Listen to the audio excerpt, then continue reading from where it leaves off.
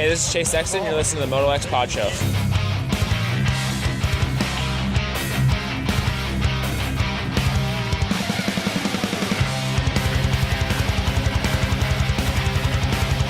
What's up, you guys? Jeremy McGrath here. You are listening to MotoXpod show.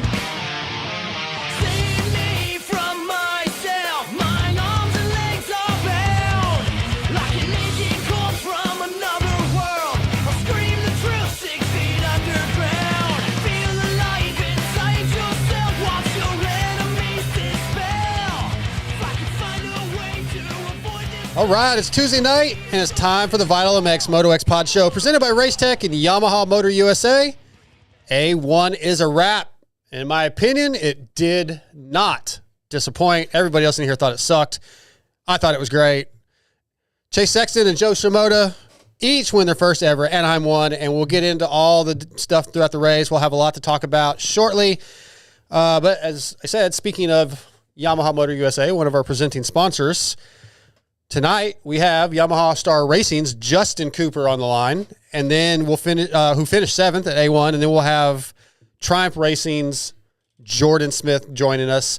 Lots to talk about tonight, a heavy night. We're going to get into the Racetech Open discussion, but first, in studio, working the cameras, all the chat, Scotty Thompson. All right, yeah, apparently we've just been talking all kinds of crap. Yeah, you guys said that it was, you just hate Supercross like TJ. Yeah. It was terrible. Yeah, we I'm the only one that cared. We didn't all get together and watch it or nothing, or we didn't just sit at our house in like a dungeon and just watch it. Yeah, some of us have to work. Boring. Yeah, that sucks. Some of us, it's a job. Some of us enjoy watching Supercross. Oh, I enjoyed it. I sat here with my half-naked girlfriend and watched it and took notes and typed. And so I enjoyed it plenty. Yeah. All right. Yeah, I enjoyed it plenty, but some of us, it's a job. It's not just, but for the record, no, the A1 was amazing. I can't wait to talk about it. Also in studio, still hasn't gone back to work. What a loser. TJ Smith. What's up?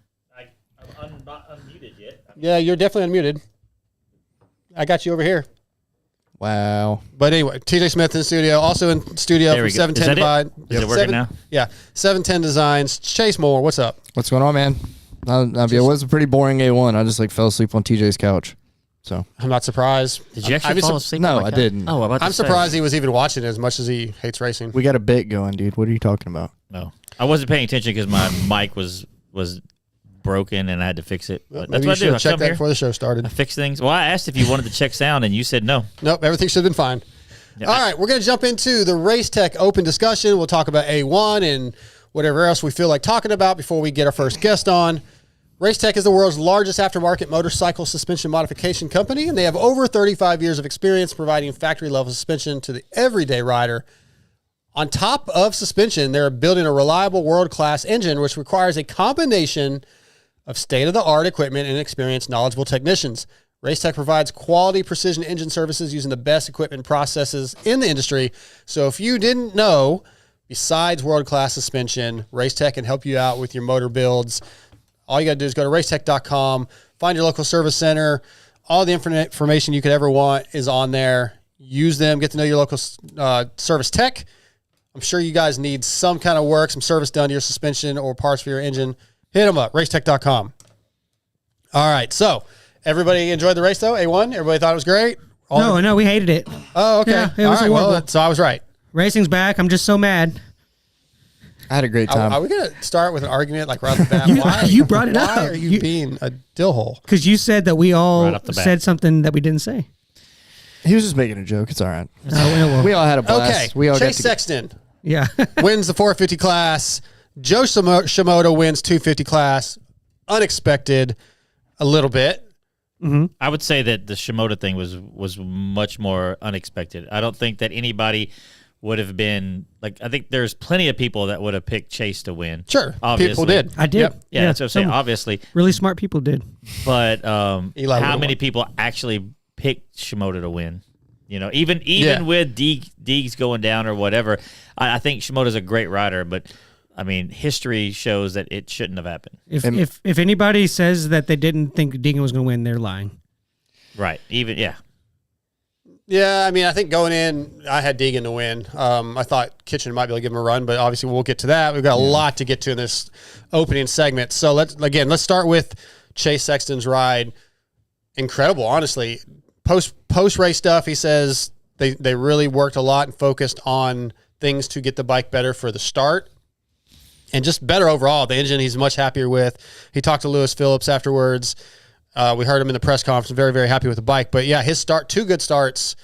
Do we feel, it's only A1, so we only have this one race to base any of our discussion off of, but do we feel like Chase is back? His starts are going to be on point from now on, Chase? Yeah, I think he's back on kind of his Honda form, and he's a little bit more mature. So, like, when he stalled the bike, he didn't just, freak out, have a meltdown, which I heard him say that he doesn't, like, really ride with the clutch or a finger on the clutch going into corners, which is crazy to me because I can't.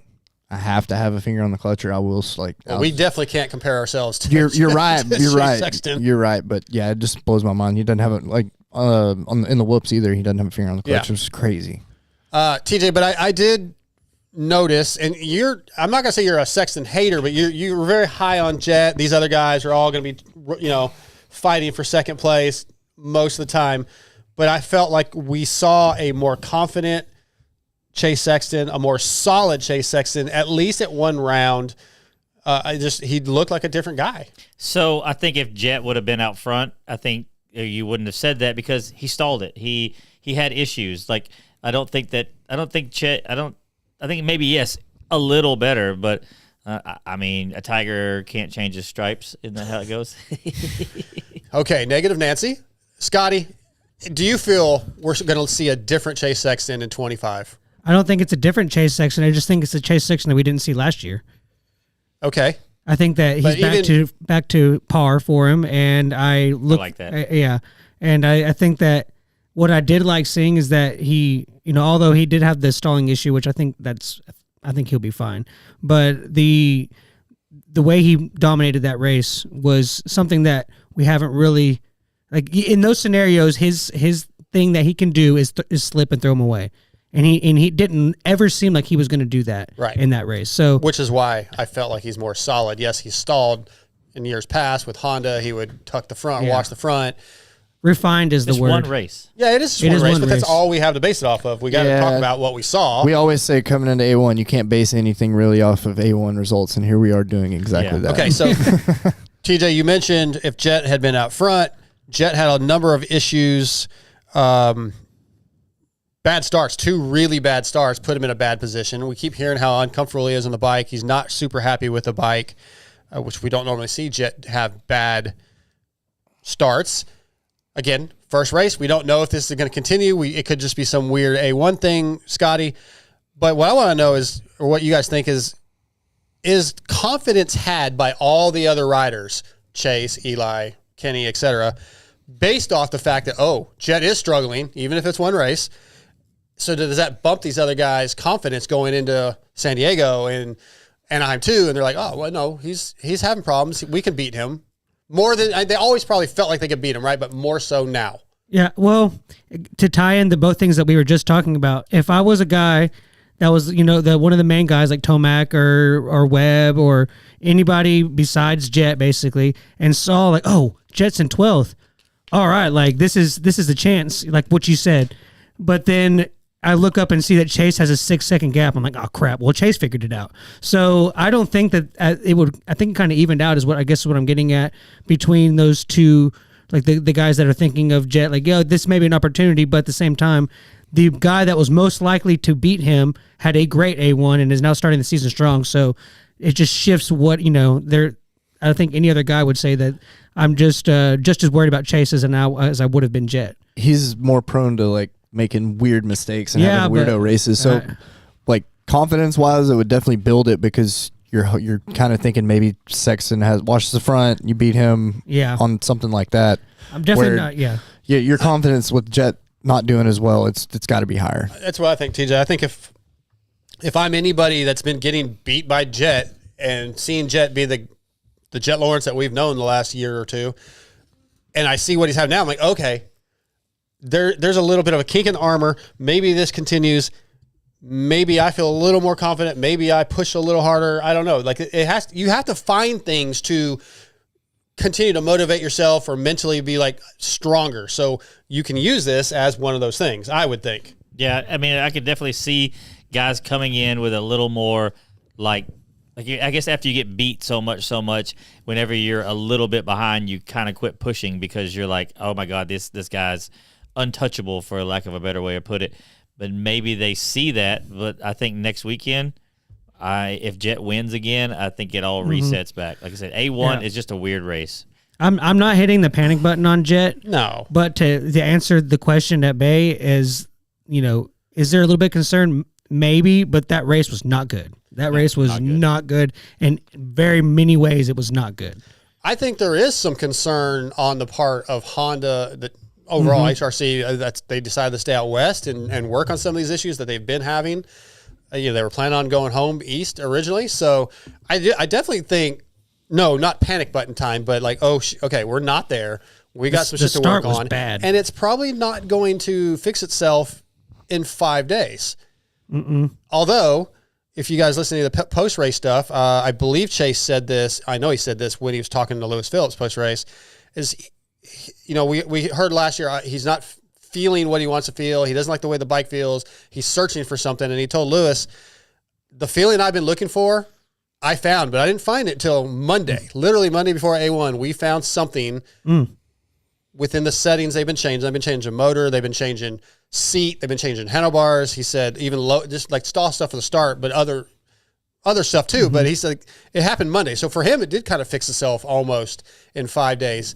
The bike felt better. I think that was a cherry on top of a lot of work that they'd been doing. Yeah, but the bike felt better, and then the mental side, obviously you go, oh, this is it. Now I feel it. Even if maybe he really doesn't. Yeah. He thinks he does. The mental boost for Chase is probably what he needed the most. Yeah. Do you think all those guys need to spend more time with Carson Brown and learn to just ride a bike? Yeah. You know what I mean? I'll jump that on an RM60, bro. Well, here's the thing with that. Yeah, Carson's good on anything. Probably these guys are too. But they're needing to get that next 1%. You think over Carson Brown. But don't you think that there's some riders that can just, for lack of a better way of putting it, just ride the bike? Yeah. Yeah. Yeah, I think so. But there's so many personnel around the teams and stuff now, though, that they can throw whatever they need to at it, so they just keep searching and keep searching. Yeah. I think you're right. Like, there's some stuff you can just ride through, figure out how it's going to react, and you know, back in the day, you just had to ride it. Yeah. So instead of go ahead, I do have a question about Jet. A couple weeks ago, I had mentioned that, I raised the question of is Jet's game plan just so solid where he gets a good start, he gets in the lead, and just manages 4-second gap, and you would say that he doesn't get flustered, or does when he gets himself in situations that aren't ideal, does he get flustered? I think that this race can be thrown into the argument that he possibly does in some way. It wasn't going right, and it just kind of snowballed. So I did kind of want to ask if re-raise that question and see what you guys, if it changed anything after this race. I'm still not ready to say that yet. Just not that ready. He doesn't get flustered. I think he probably does a little bit, but does it really, really affect him drastically? So the bike is the 100% the problem. I think it's a major part of the problem. I think it's at least 75%, and I'd then go higher than that. The mental that he's having is from the bike not being good. So he's not as confident. So I mean, that's what I was about to say. To Scotty's point, maybe that does happen because of the bike. Yeah, he just can't get it where he wants it. Maybe. There's a number of things I want to get to. I don't want to totally recap the race too much because Lewis and ML did that on the post-race show, and the other shows have done that. So I want to hit a few talking points that we want to get into, and some of these we'll have to get to after our guest. Real quick to shift gears, you said the word flustered a minute ago, and it hit me. I always get really upset when Stu says frustrated. That's why.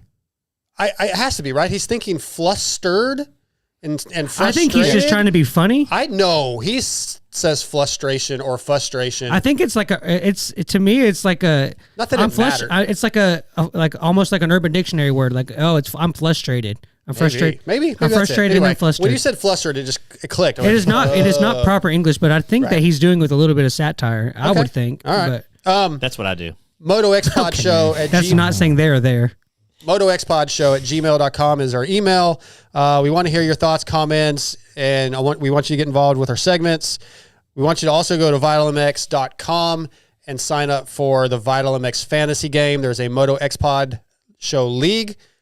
We all played this week. We'll talk about that in a little while.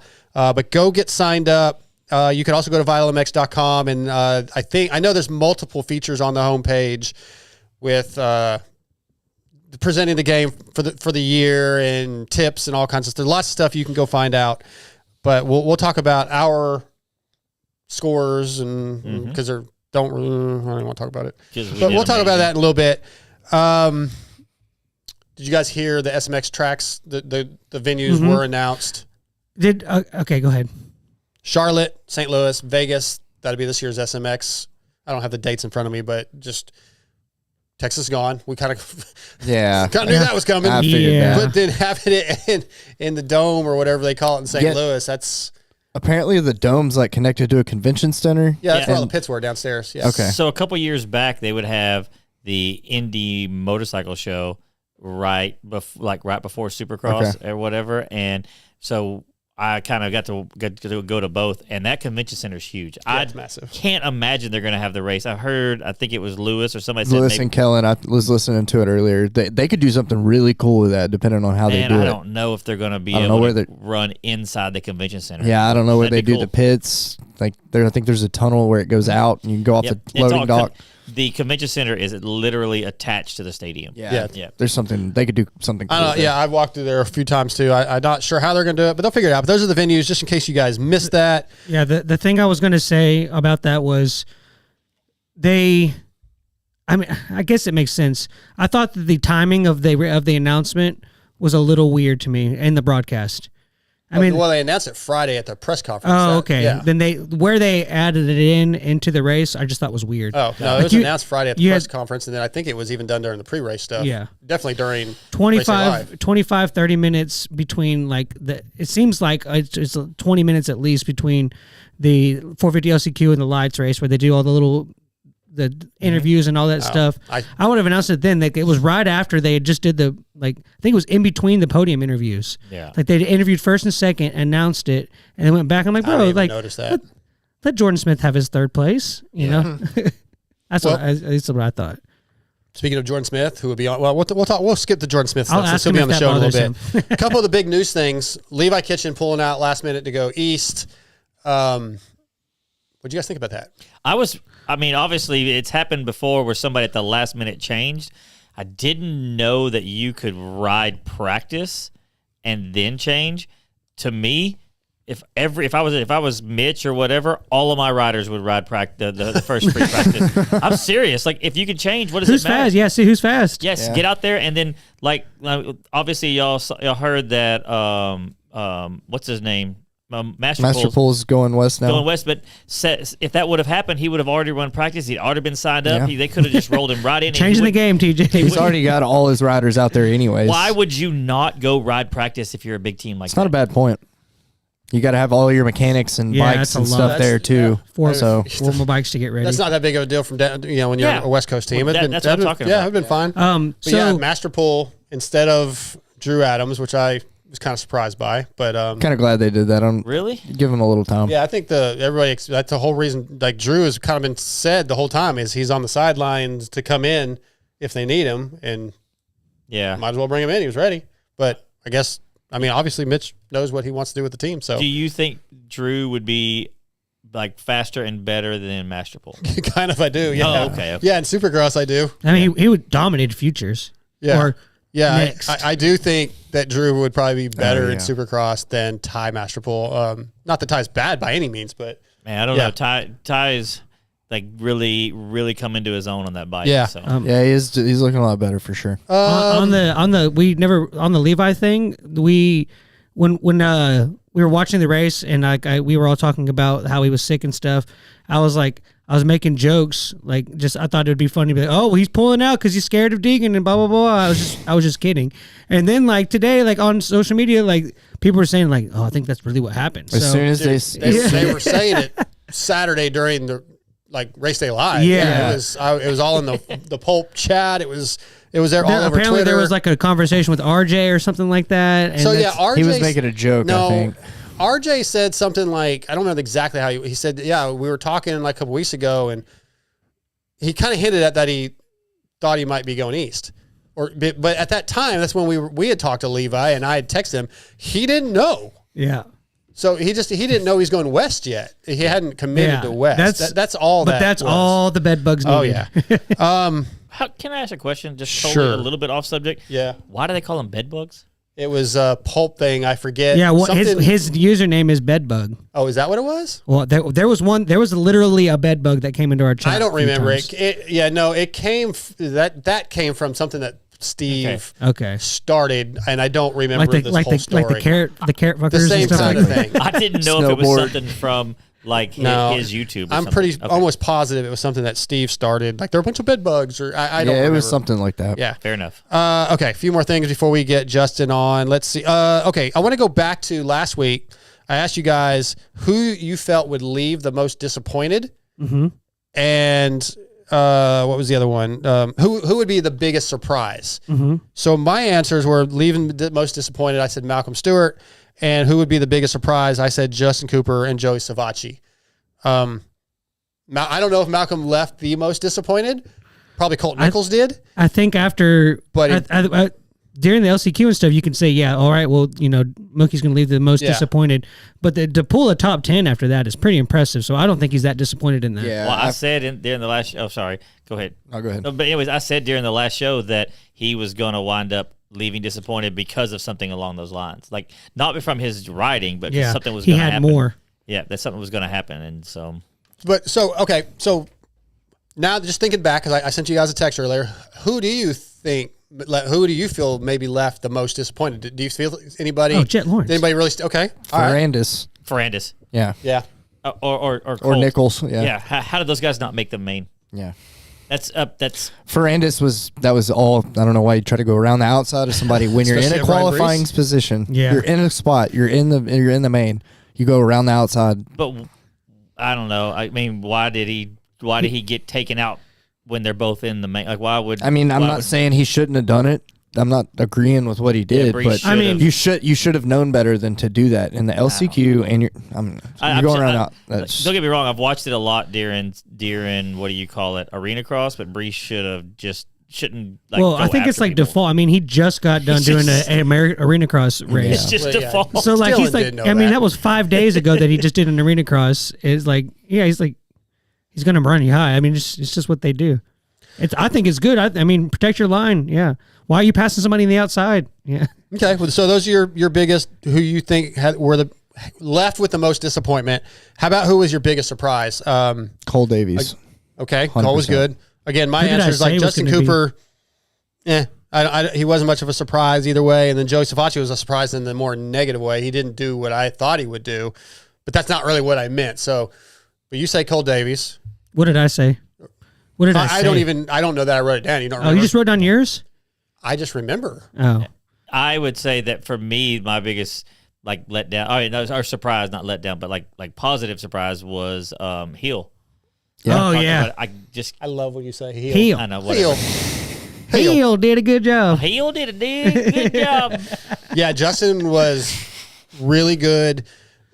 Looked like Justin of old, like a know. lot of fight in him. That was And there's a lot I of hope it talk. continues. It seems like that it's about to say there's a lot of talk about it may continue. Is something changed or?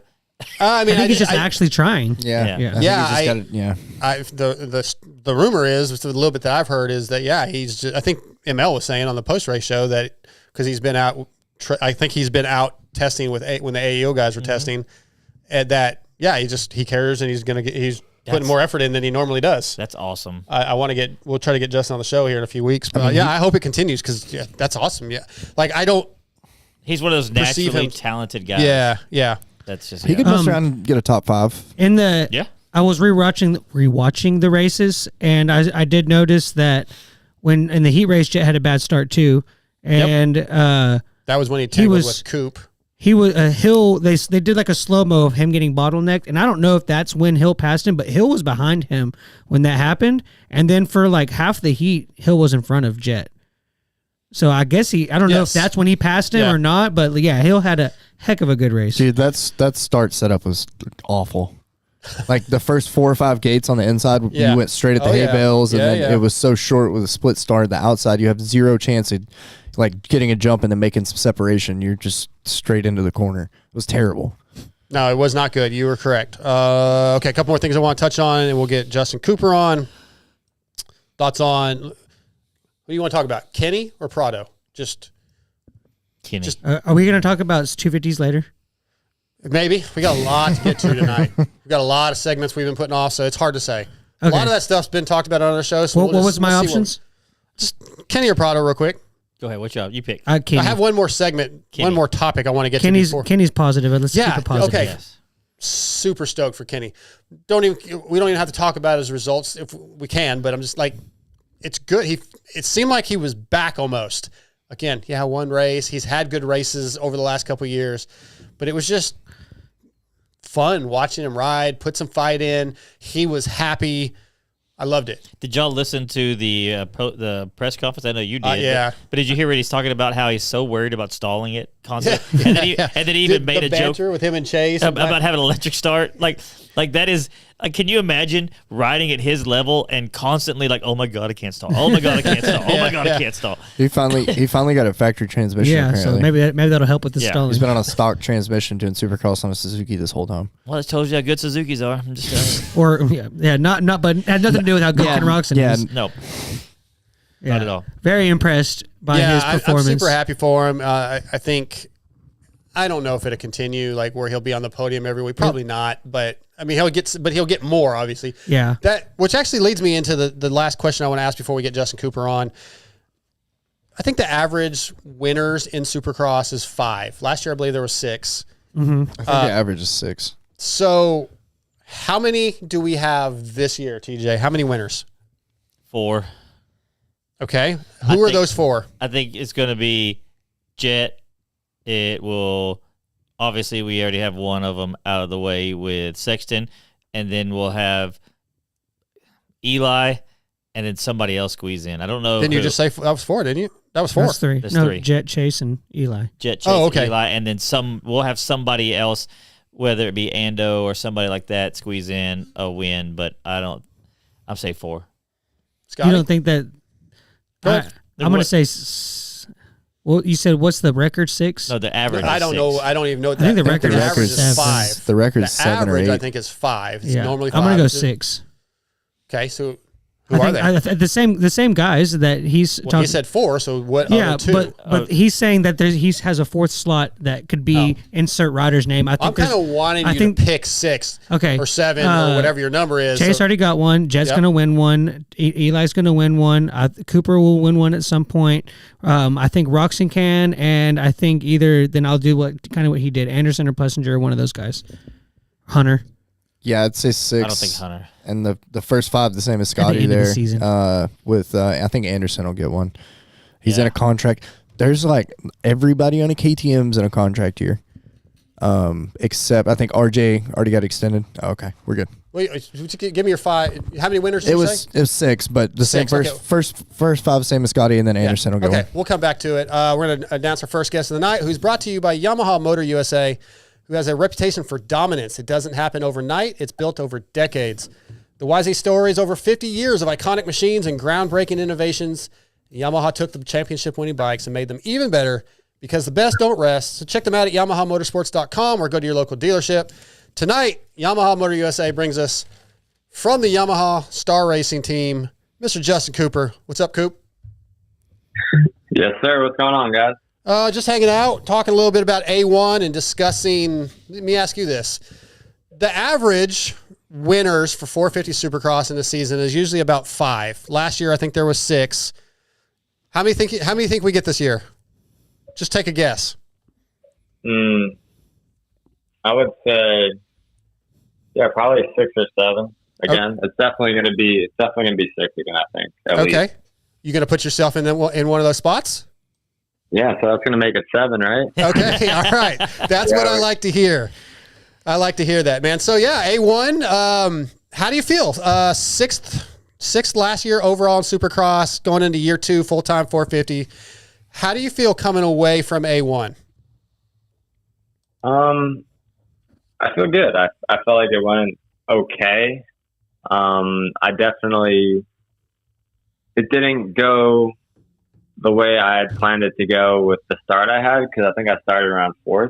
Mm-hmm. And I just, I got caught up with Jorge for quite some time, and I just couldn't make the pass stick on him. And I think that's what really hurt me. I think I could have laxed onto the top 3. Not saying I would have, made any passes there, but definitely they could have towed me along. Right. So, other than that, I definitely tried to make the pass a few times. It just, nothing stuck.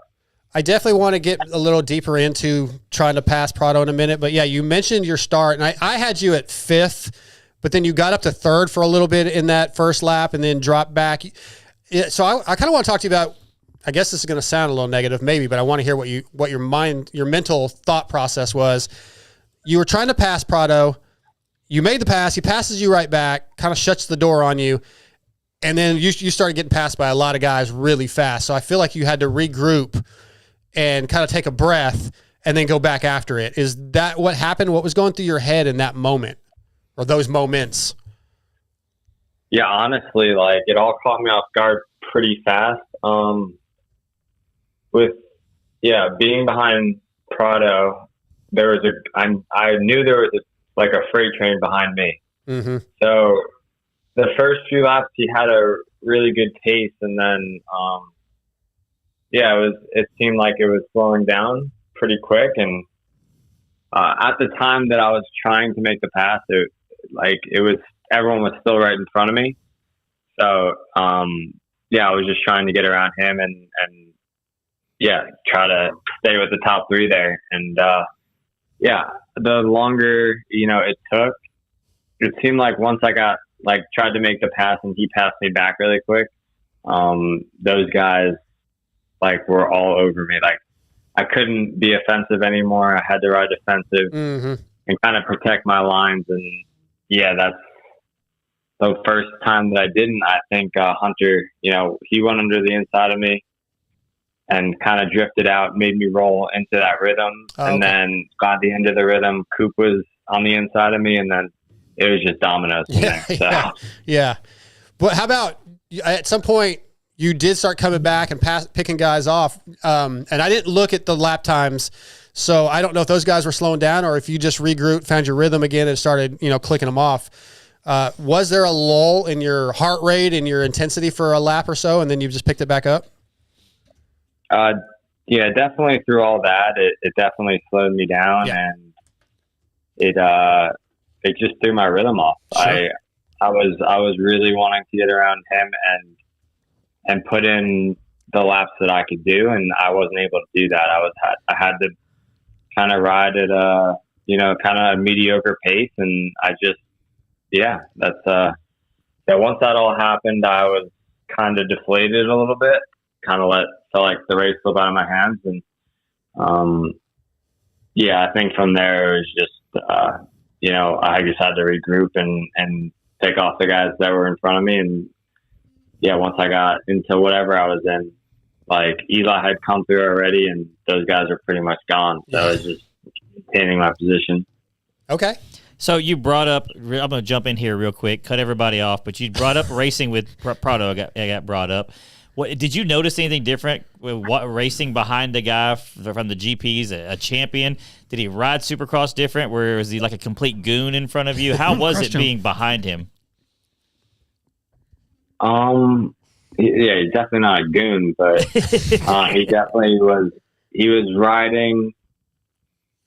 It was almost like I had to sneak up on him, because if he heard me, he would kind of close the door pretty quick. And he's really good, obviously, at racing, and his racecraft is good. So it's really hard to pass him. And that track didn't do us no favors, but definitely was surprised when I got passed back right away. I thought I could make the pass stick there, and dude, you were on the brakes hard. You weren't on camera the whole time, but they showed that pass. I don't know if you went back and watched it. Yeah, you were really locked up to not run into him when he cut in on you. Well, I really didn't expect it. I expected him to just, kind of race his line and, definitely move over to the inside to protect it a little bit. But he went way out of his way to get over to the bales. Like, he left me no room. And honestly, I was going for it. Like, I was going to go inside no matter what, but he didn't leave me room. So it's probably a good thing he did that. Right. Jacob, it's very interesting since you guys growing up through the amateur ranks in the 250 class.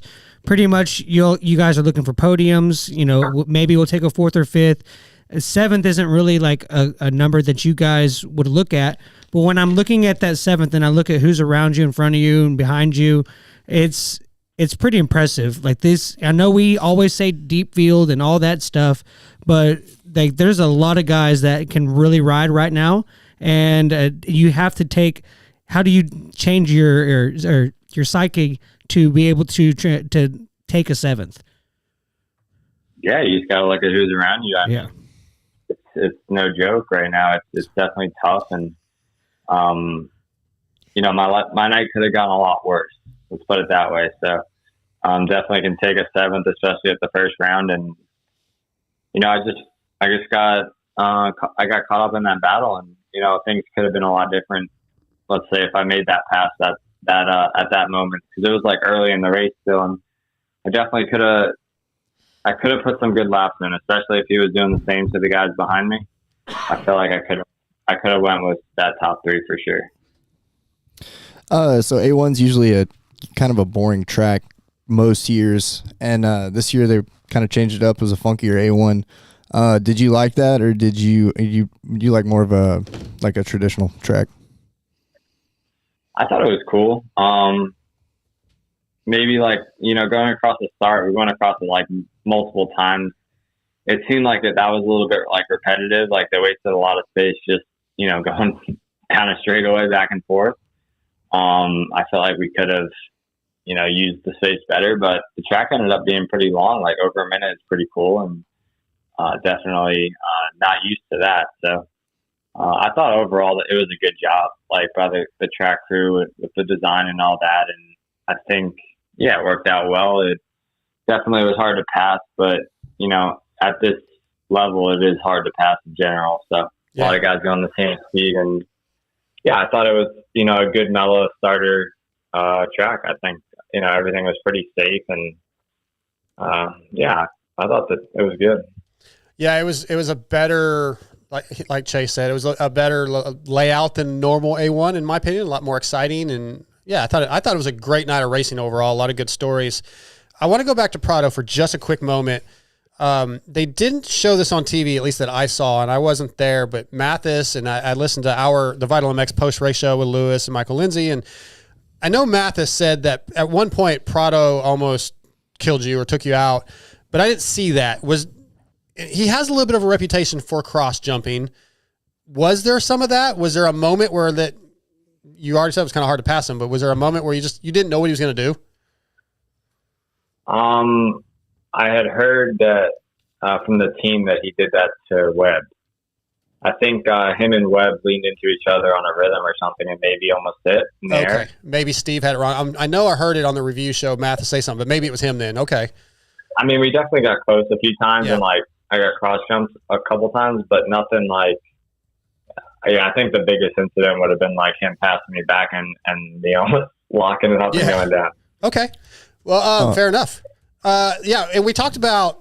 Well, I didn't actually. You got 7th this A1, and last year your average finish, if I did my math right, was about 7.9. So still consistent with that, but all the stuff you said throughout the off season and at the press junket is you kind of want to get to a point where you're taking a little more risk, pushing a little harder, and kind of get over that comfortability line a little bit.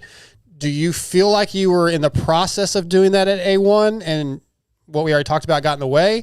Or are you kind of waiting? Maybe San Diego to start, really crossing that line.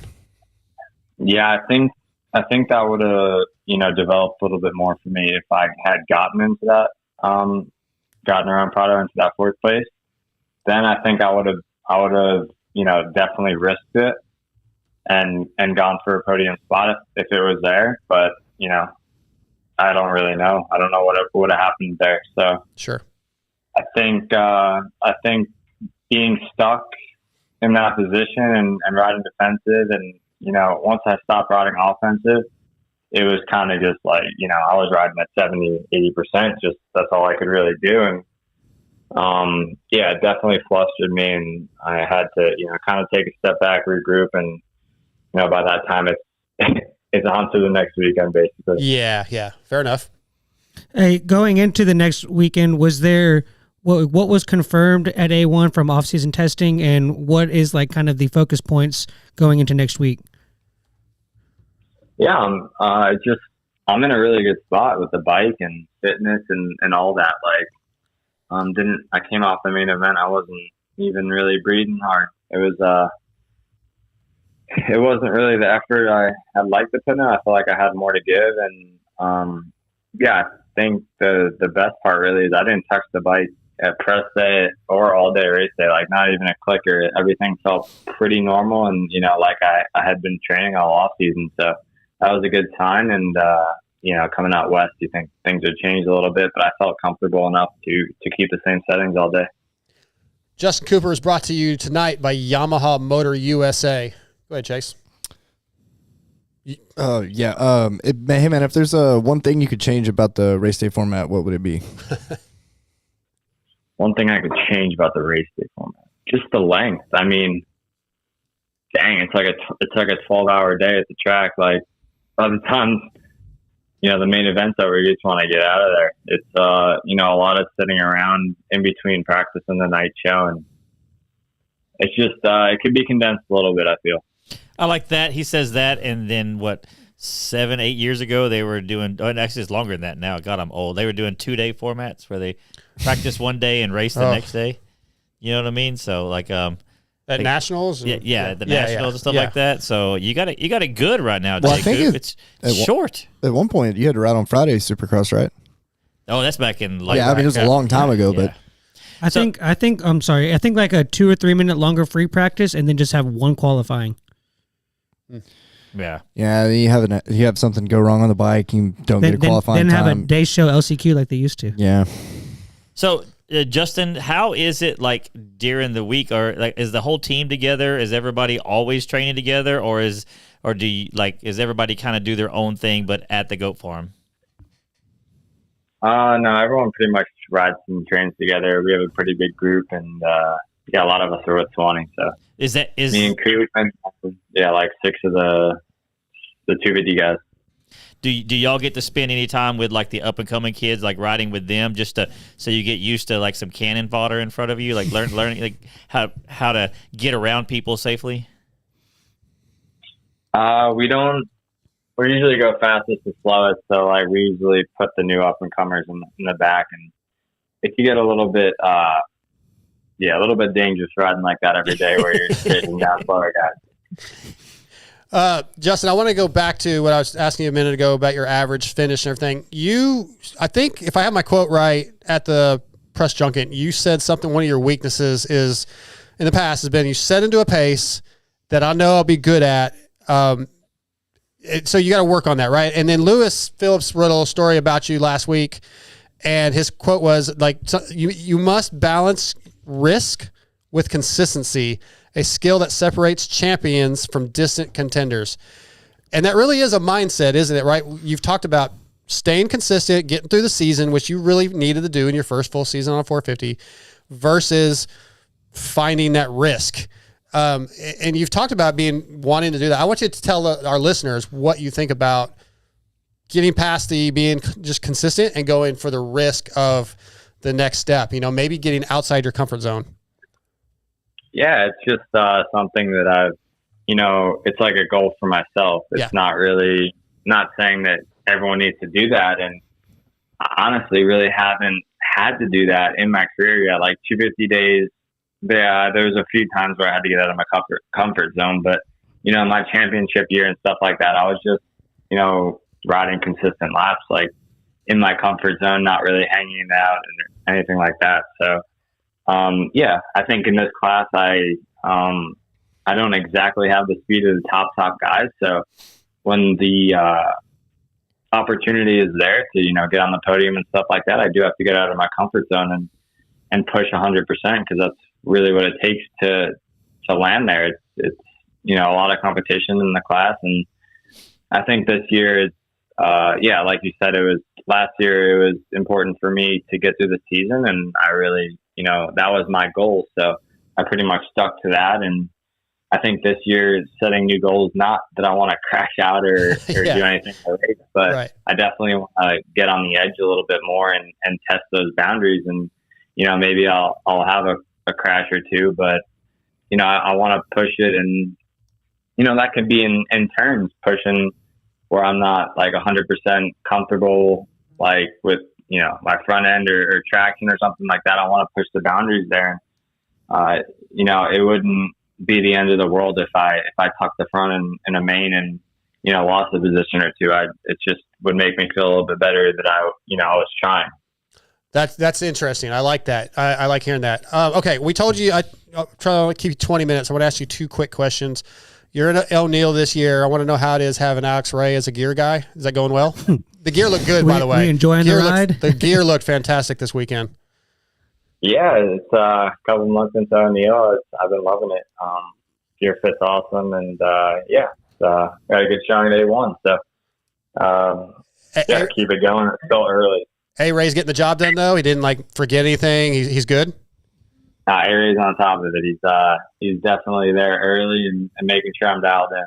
Nice. The other question or comment I want to get from you is I saw the Instagram post recently of your new tattoo, and you said it's a tattoo with meaning, and it says take the risk or lose the chance. Does that kind of tie into with the mentality we just talked about racing risk? I mean, yeah, 100%.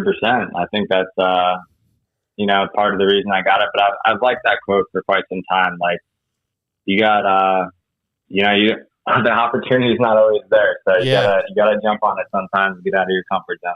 If you live in your comfort zone, you're gonna, not get the full aspect of life out of you. If you need a tattoo artist in Texas, let me know. I got a good dude. All right, Justin, we're gonna let you go, man. I really appreciate you coming on here with us tonight. Good luck. I'll see you in San Diego, but hopefully get another good start, and maybe Prado won't be in the way, and we'll get those positions improved a little bit. It'd be good to see get you up there on the podium. Yeah, let's keep the starts coming. Hopefully we can be in front of that green machine this time. He's a good starter, man. He's a good starter. He's got that dial. Yeah, sounds good. Someone said that he was an upgraded Vince Freezy. Oh, God. Yeah, well, it's accurate. Not going to go there. Not going to go there. All right, not Justin, yet. We'll let you go, man. Yet. Thank you for your time tonight. All right. See you, buddy. Guys. See ya. Bye. That's Justin Cooper tonight, brought to you by Yamaha Motor USA.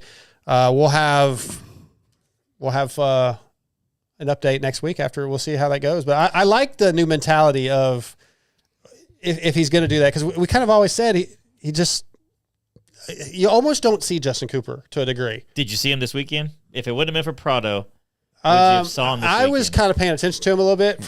I don't really know what. I guess because he was on one of my teams. But I'm just saying, like, if it wasn't. There's nothing different yet, but hopefully it will be. That's what I'm saying. I'm hoping that we see that. We see him get up there and battle and get aggressive and not sort of just exist. Like, it's so weird when you have somebody so even keel. I mean, like that. Yeah. That is. Well, that's kind of what I was trying to get at my poorly asked question that I asked him. Very terrible. Yeah.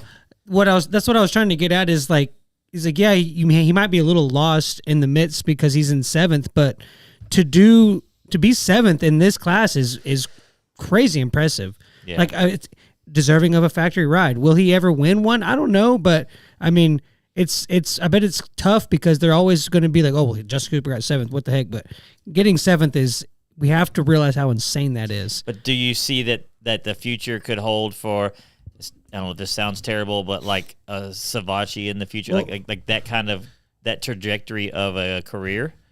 You know Not necessarily, because look at the people who ended in front of him. Barsha, Tomac, Cooper Webb, Jason Anderson, Ken Roxon. Only one of those guys is not over the age of 30, and he's close. That's what I'm saying. So he's going to have a couple years here where he's just going to automatically be like 3rd. Yeah, but then Deke's coming in, and then you have other guys moving up. I'm saying look what happened to K-Dub. I wanted to ask Justin about the 1-year contracts, and Deegan's coming, but like we had him for 20 minutes tonight, so just lot more I would like to have got into. We know you want to be negative. No, I just want to know what his thought process is. Not negativity. Like, what is your thought process? Bring in negativity, right? Okay, man. Okay. X-Brand is your choice for clear vision and a leader in motocross and off-road goggles. X-Brand is used by many of the top GNCC riders, supercross riders, and motocross and arena cross riders in the world. Good? Glad you didn't spill that on a laptop. Just move on. It's just a water man, we bottle. almost had an It's accident. just a water bottle. Come on, move on. It's good stuff. People are watching. Not the ones listening. Keep It was going. on cam too. Yeah, so go back and watch YouTube. Anyway, EKSbrand.com or go to your local dealership and ask for X-Brand distributed through WPS. X-Brand forum check-in tonight. Let me switch over to this other screen. It was a good catch, Scotty. Just throwing that out there. Yeah, I appreciate it. I'm really klutzy and I knock stuff off all the time, but I have really quick reflexes, so I like save So you save all it. shit, everything all the time. All right. Someone's Greg WFO Likens said, "Hey, Dark, still listening. Mike B, neighbor at club." Oh, Mike Bonacci. Cool. Okay, Nice. All right. The I didn't know if that X-Brand, means. I didn't know if that meant anything. X-Brand forum check-in is titled, If It's No Contest, Ducati Course Desmo 450 is the hottest bike ever. TK Two-Stroke posted it, says, I don't even know who could argue with this. Best shade of red ever, yellow hubs, black swing arm, and graphics only from the master Troy Lee. We Moto heads are all vain anyway, so this alone should outsell every other bike combined. Everybody see the Desmo? Mm-hmm. Got a good look on it? Mm-hmm. Okay, I love the shape of the bike. A lot of people don't like the front fender. I love it. Those hubs don't work for me. This bike was like custom painted. The plastic was painted by Troy, I guess, or somebody at TLD. TJ, pull it up. Go ahead. Yeah, I didn't like the fork guard red versus the rest of the red, but the bike looks mean to me. Like, I am pretty excited about this bike. I do feel like there's some colors that need to be fixed. Anybody have any thoughts? I like it. They sound super mean too. If you Oh yeah, you got to hear one? I mean, I've heard them idling and stuff, and like the way those valves. Saw it on. It was somebody posted it. I follow a bunch of GP stuff. Nice. They did how those valves work. They're just super loud, so it almost sounds like something's wrong with it, but there's not. That we know of. Yeah, I'm trying to find it. But really- that dude saying that they're going to outsell everything, they're not for what they're going to end up No, for costing. the Like price? 20 No. grand. Yeah. Yeah. They're definitely, it's all over Instagram. And actually, I got it right here. Okay, so I put a post up about it. I really like the look of it. I like that Troy Lee's the one being involved with it. I think that's the perfect character to cast for this release. And I did have the thought though of, well, it's going to be 2035 before I can ever afford to ride one of those. It's a good looking bike. Yeah. I mean, it's just another motorcycle though. If you think about it, like, let's see what it You're does. just showing the top of it. I'm scrolling. Oh, you stopped. Anyway, sorry. Okay, yeah. So, but I'm excited when it comes to one of the reasons I put this up there is just I'm excited about another team coming to Yeah, for sure. Monster Energy Super Motocross. It's just exciting to have another team, Triumph, Beta, all these newer teams coming in. I just think it's good for the sport. But I am excited to see what this bike how it can perform. I want to see it in person. I'll get to see it this weekend. It'll be at San Diego. I think it looks badass. Other than I just don't love like the fuel cap and the anodized fuel cap and the anodized hubs are different colors. And then like the fork guards were like a bright red, while the bike is kind of more of a darker red. It's mixed in, but yeah, I'm glad they a couple fixed things that I didn't front fender. love.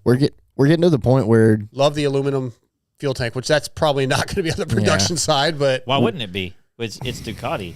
maybe it will be then. Yeah, I guess because like Honda has HRC has those, but we don't. They're not on the production we're side. getting to the Titanium. point when Oh. we're getting to the point when Triumph comes in and on the 450 side and Ducati's there, that the main event might be all factory bikes. Yeah, well, I Like, mean it's that's a good possibility. It's getting close. And there's enough. That's a good point. Almost factory level riders, and then Yeah. you add a few more, and some of these other teams, like the Betas and the Triumphs, and once they get a 450, and Yeah, It's gonna be yeah, I'm really glad they fixed that front fender because the original design had it come way up and it had like this big groove, a deep V. okay. There's Yamaha or KTM has done that before. Well, it looked like it was like a mud catcher is what it Oh, looked like. yeah. Something, yeah. I And guess I don't remember But that. yeah, that's not going to work. they flattened it out. So yeah, it looks good. I like it. So that's our X Brand forum check-in. We're going to move over to the Evans Coolant email. Evans waterless coolant protects your engine because it always stays liquid. Steam inside the engine creates hot spots and detonation, but with Evans, the metal is always liquid cooled. used by HRC Honda, Factory Beta USA, and Pro Factory Yamaha, and many other teams. Regardless of sponsorship, Evans is in the bikes on the podium. Okay, so we've got a number of emails. Let's go through a few of these. Again, I got to pull them all up. Maybe I need another monitor. Be a lot easier. All right, this is RJ versus Wardy. That's coming up. Okay, this is based off our discussion last week, or our argument where I was right and you were wrong, Scotty. Was never confirmed. Vathic.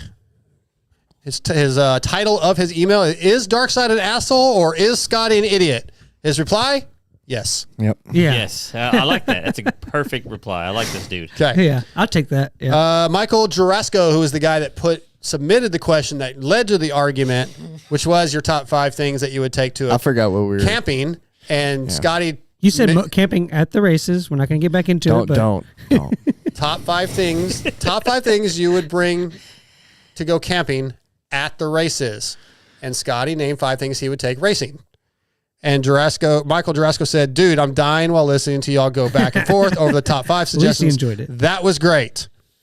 One of the few that liked our argument. Phil Smeltzer, he has been harping on Joe Shimoda for a while, and he says, I hope Joe proves us wrong. Come on, Joe, about being not coming on to the end.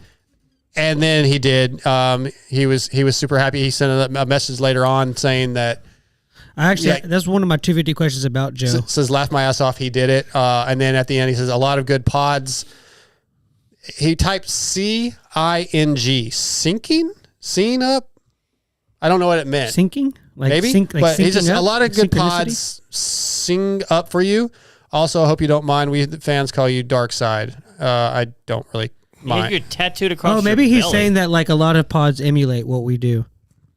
I don't know. I don't think any pods that's the case. emulate what I don't think it is either, but maybe that's what he's trying to say. Maybe.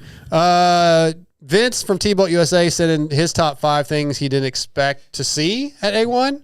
I don't think that's exactly what you're... It's not what it was, but that's great. But we'll go Anything with it, Vince wants to do, Yeah, I'm on board. A1 was a great race and delivered all the craziness we had come to expect. 1, Chase Sexton winning the race. However, I had Chase on the podium. 2, Eli Tomac tucking the front. Wasn't Chase the one who always tucks the front. Little James. Jorge Prado jumping the whoops every single lap. He did look great on the Kawasaki number 70, got great starts and did a lot of blocking, kind of like Mike Alessi. Jet Lawrence having that bad of a night, dumping it twice and just rolling around until he got up to 12th. TJ, please tell your boy to just let off the gas instead of driving straight into the tough blocks. Hunter Lawrence starting 12th and only making it up to 11th, kind of being a non-factor all night. I think we got one more from Faith. I believe she sent one in. Good evening, Dark. Here's some highs and lows. Faith, we don't really do the highs and lows anymore, but I'm going to let you have it since you sent the email in. Hi, I took my camera and got 1,100 plus photos from the stands, mainly in practice and the 2 qualifying sessions. Mad at myself for not bringing a spare battery. I'm surprised that Feld didn't like confiscate her photos. Low, the fires in LA. High, Deegs and Tomac coming from last to 5th. Awesome rides, cool interviews from two fan favorites. Low, I'm not ready for Eli to retire. Hope he has one more Supercross season in him. High, Chase winning. Low, a few riders couldn't break in time to make the berm after the triple in. Before the Supercross triple, the sand was behind it. I didn't see that on TV. But that's the gist of her email. And yeah, that's actually had a couple others real quick, and we'll move on. What do we got on time? Yeah, we got a little bit. Okay. Tyler says, are Barsha's days of podiums and wins over? No. Scotty, you say no? No. Okay. Not podiums. Man. I would be really surprised. I love Bam Bam. Like, it's like one of my favorite riders, but wow, like I think I would be. What would you be more surprised with, him or Mookie making the podium? To say that he never gets a podium ever again? Yeah. No, I mean, you can't say anybody never, but I think the chances are way higher for so many people. Yeah. You know what I mean? You would say that his mark is top 5. If he gets inside the top 5, he had a good day. Top 5 is great. And I think he'd probably be okay with that where he's at. You know what I mean? That's fair. You guys, okay. Well, so the last year he got, I think he got 1 podium. No wins. I think he gets 1. And the year before he got 2 or 3 podiums, I feel like. I know he's got podium San Diego the last 2 years. He'll podium at least. And then he had a win in 23. But you don't see him winning. I was texting Jordan, so I didn't hear everybody's response. But he got a podium last year at San Diego, but it was kind of like there was people hurt. Everybody's healthy this year. It had rained. It didn't say at what point of the season. I'm just saying, like, everybody's healthy. Though, for guys like that to would you podium put it. any money on it? That he podiumed this year? Yes. Not like $500, but like $10. Yeah, I would. $20. I'd go 20. Yeah. Okay. So y'all, I mean, that shows you have some kind of belief. Yeah. $20 is a lot of money. He might. I mean, hell, he might win this weekend. That's a lot of Wendy's chicken McNuggets. So many or Slim chicken Jims. nuggets. Okay. It's like 6 boxes of Slim Jims. Not even. TJ, I love this one. You can buy them at Walmart. You can buy the little Slim Jim packets. Oh, the individual ones. Yeah. Oh, I think I meant like the boxes of them. Like, no, that's like a box and a half. Seth wants to know what's everyone's favorite current song. Anything anybody's listening to stand out? Let me check. No, I mean, You just don't. You don't know. I listen to podcasts. I would drive like 2 hours a Yeah. day, and all I do is just listen to podcasts. All day long, I had Alanis Morissette's Isn't It Ironic playing in my head because I was ironic. spending $530 for parts to fix the air condition on my truck when it's 32 degrees outside.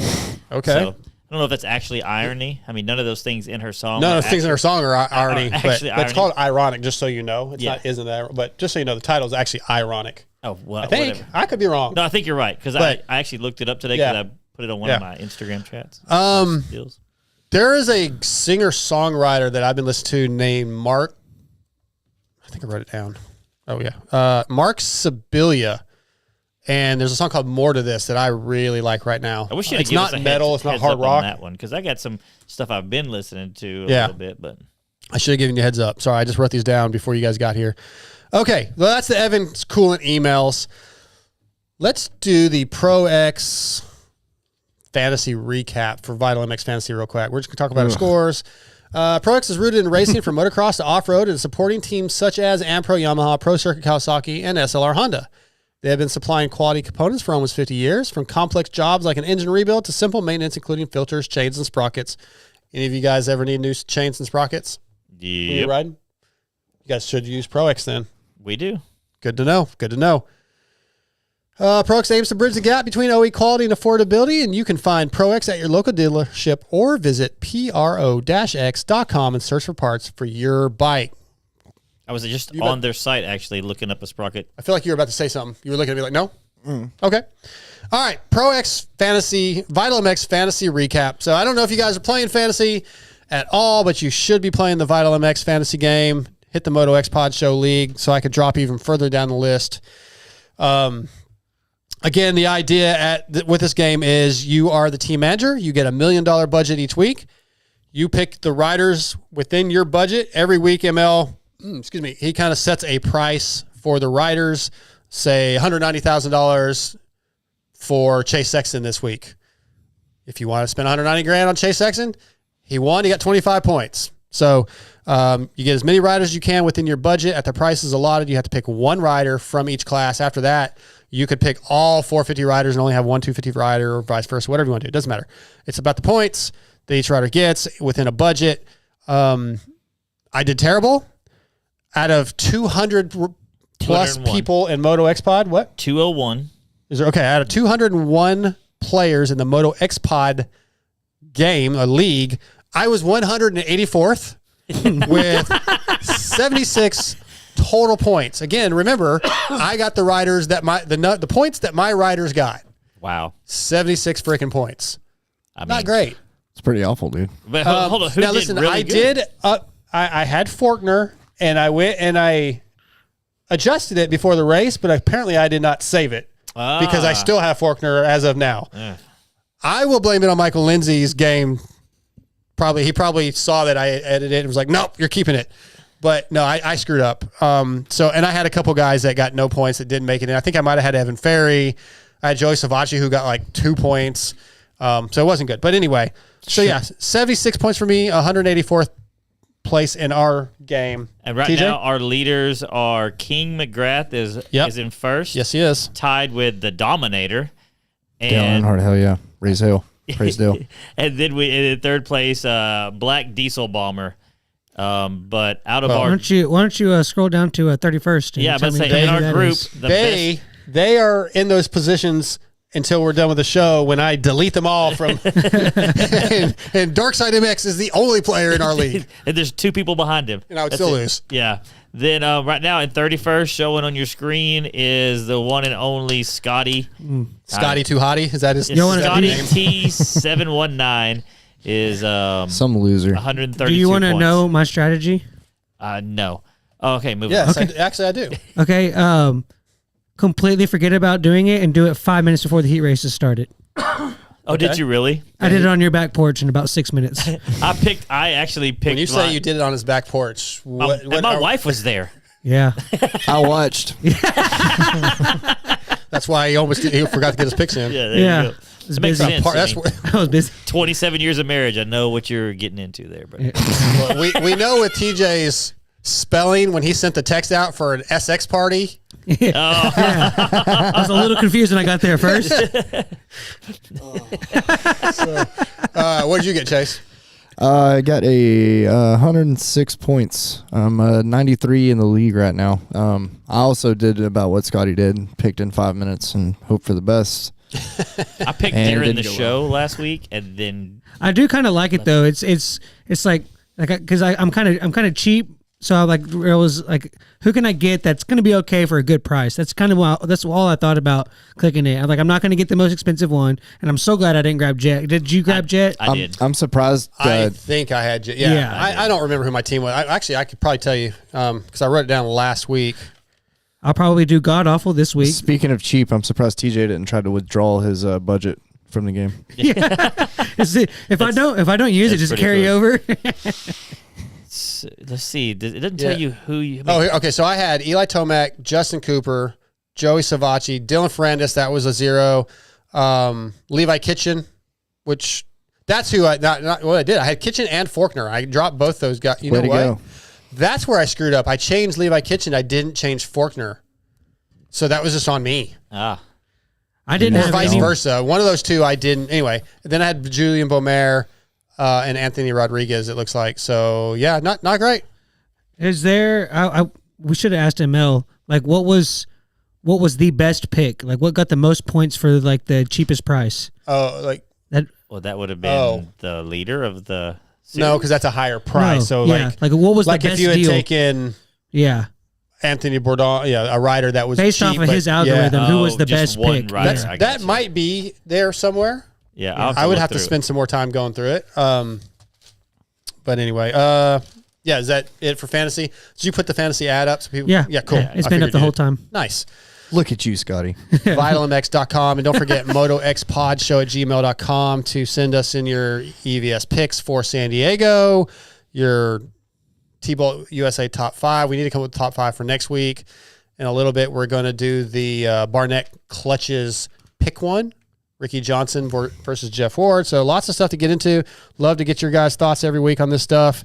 Before we get Jordon Smith on, thoughts on all these Achilles injuries. Like, man, I'm seeing all the messages and the tweets or whatever you want to call them, the X's about, it's the Alpine Star boots and blah, blah, blah. And we know these guys gotta be modify these modified boots, boots. but They all modify them. They're not an like off the shelf boot. Right. They flex way more than your average boot would. So, but it's still, they've been it's doing crazy. that for years. Yeah, you're right. It's crazy that I guess just kind of how everybody's riding on the balls of their feet more. And I've always heard you're supposed to ride on the ball. Yeah, but I don't think. I feel like it's. I don't think people actually did it. may You have said been. it, but like people are like focusing and really riding on the balls because nobody was ever focused on technique back in the day. Maybe it was the vaccine. I good wonder, like, I'm sure that we have all these stats and the science of Supercross and all this stuff now. I wonder if I would like to see the increase of G-force that they're pulling now with the faster speeds and the longer transitions. I wonder how much G-force has changed over years, and are we compensating for that? I would say that could be a point if there was a dramatic shift, but for like the last 10 years. I'm just saying evolved. It's evolved into... Right, but I'm saying over the last 10 years, I don't think that's changed much of the bike. It actually may be better now with better transitions. And Yeah, maybe. I don't know. I would just, like I said, I would just be curious to see the data on like the G-forces that the riders are pulling Yeah. within the last data. 20 years. So we went to 9 whoops for rider safety. And then everybody, now with all the Achilles injuries, we need to go to no jumps. Yeah, it's the whoops were still where everybody made mistakes this weekend. So from now on, the track should be only whoops, so we don't hurt Achilles. Yeah. It's just lanes of whoops. Yeah, flat track with more steps. Whoop cross. Or it is funny. Like, okay, we're only gonna do 9 whoops. Well, we're gonna end it in a sandy corner. yeah, that's a good point. It's a soft landing. Yeah. It didn't work out. It wasn't soft for a lot of people. Well, yeah, I hope the injuries slow down, because it sucks, man. It sucks seeing all these kids get hurt, or all these riders get hurt with. It's just a lot of Achilles. But we got our next guest on the line, so let's get to him. We can get back into that discussion in a minute. The next guest is going to be brought to you tonight by Guts Racing. Andy Gregg and the Guts Racing crew continue to provide the best seats and foam available. If you want the same seats used by Rockstar Husqvarna, Hep Suzuki, and many more, then you need Guts Racing. They have numerous color possibilities, staple or Velcro installation options, wing seats, and the best foam in the business with the Phantom Ultralight seat foam. So don't forget that they also have complete seats for the Talara and Super 73 and covers for the Suron and Segway, and they strive to ship orders within 36 hours. Visit gutsracing.com and order today. Tonight, Guts Racing brings us from the Triumph Racing factory team, getting them their very first podium in Supercross ever, Jordon Smith. What's up, Jordan?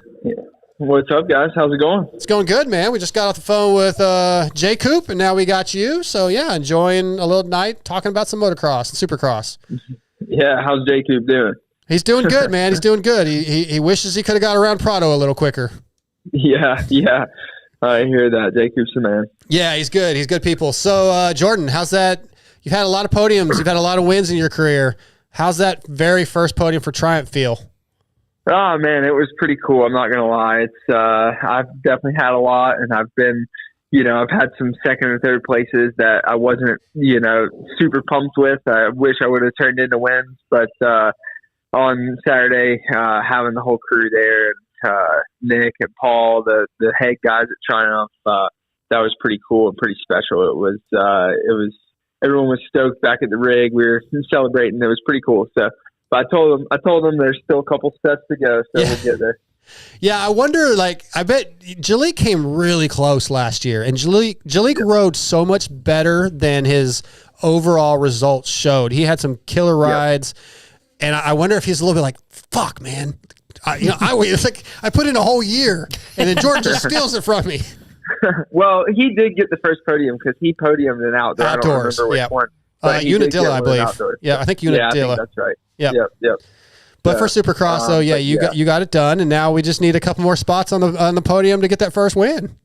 Yeah, for sure. I think it's definitely. Going to the first round, and you're on a new bike and working with new guys and stuff, and you're never I felt good all off season, and I had friends and family call and how's the new bike? I'm like, dude, I love it and stuff, but you never really know fully until you get to the first round, and so I think that we were in a good spot. So I think that it's definitely attainable to get those wins and to try and be in this thing for the long run. Love it, Jordan. With you made your switch to Triumph, and to go from Star, where the winning is the only option, and if you're not winning, then what are you doing here? To go to a team where we're searching for that first win, and we want a guy like you and your expertise to be able to do it at this, as a veteran that you are. To me, it seemed like the perfect fit. Does it feel like that way for you? Yeah, it's been great. Whenever the opportunity kind of first came up, and we were kind of throwing it around and stuff, it was a little bit. It was still pretty early on. We hadn't really seen a whole lot from them, and then they had a few problems doing outdoors and stuff. So you never really know, But it's just I think it's where I'm at in my career. It's a good spot for me. I think that the expectations aren't any lower by any means.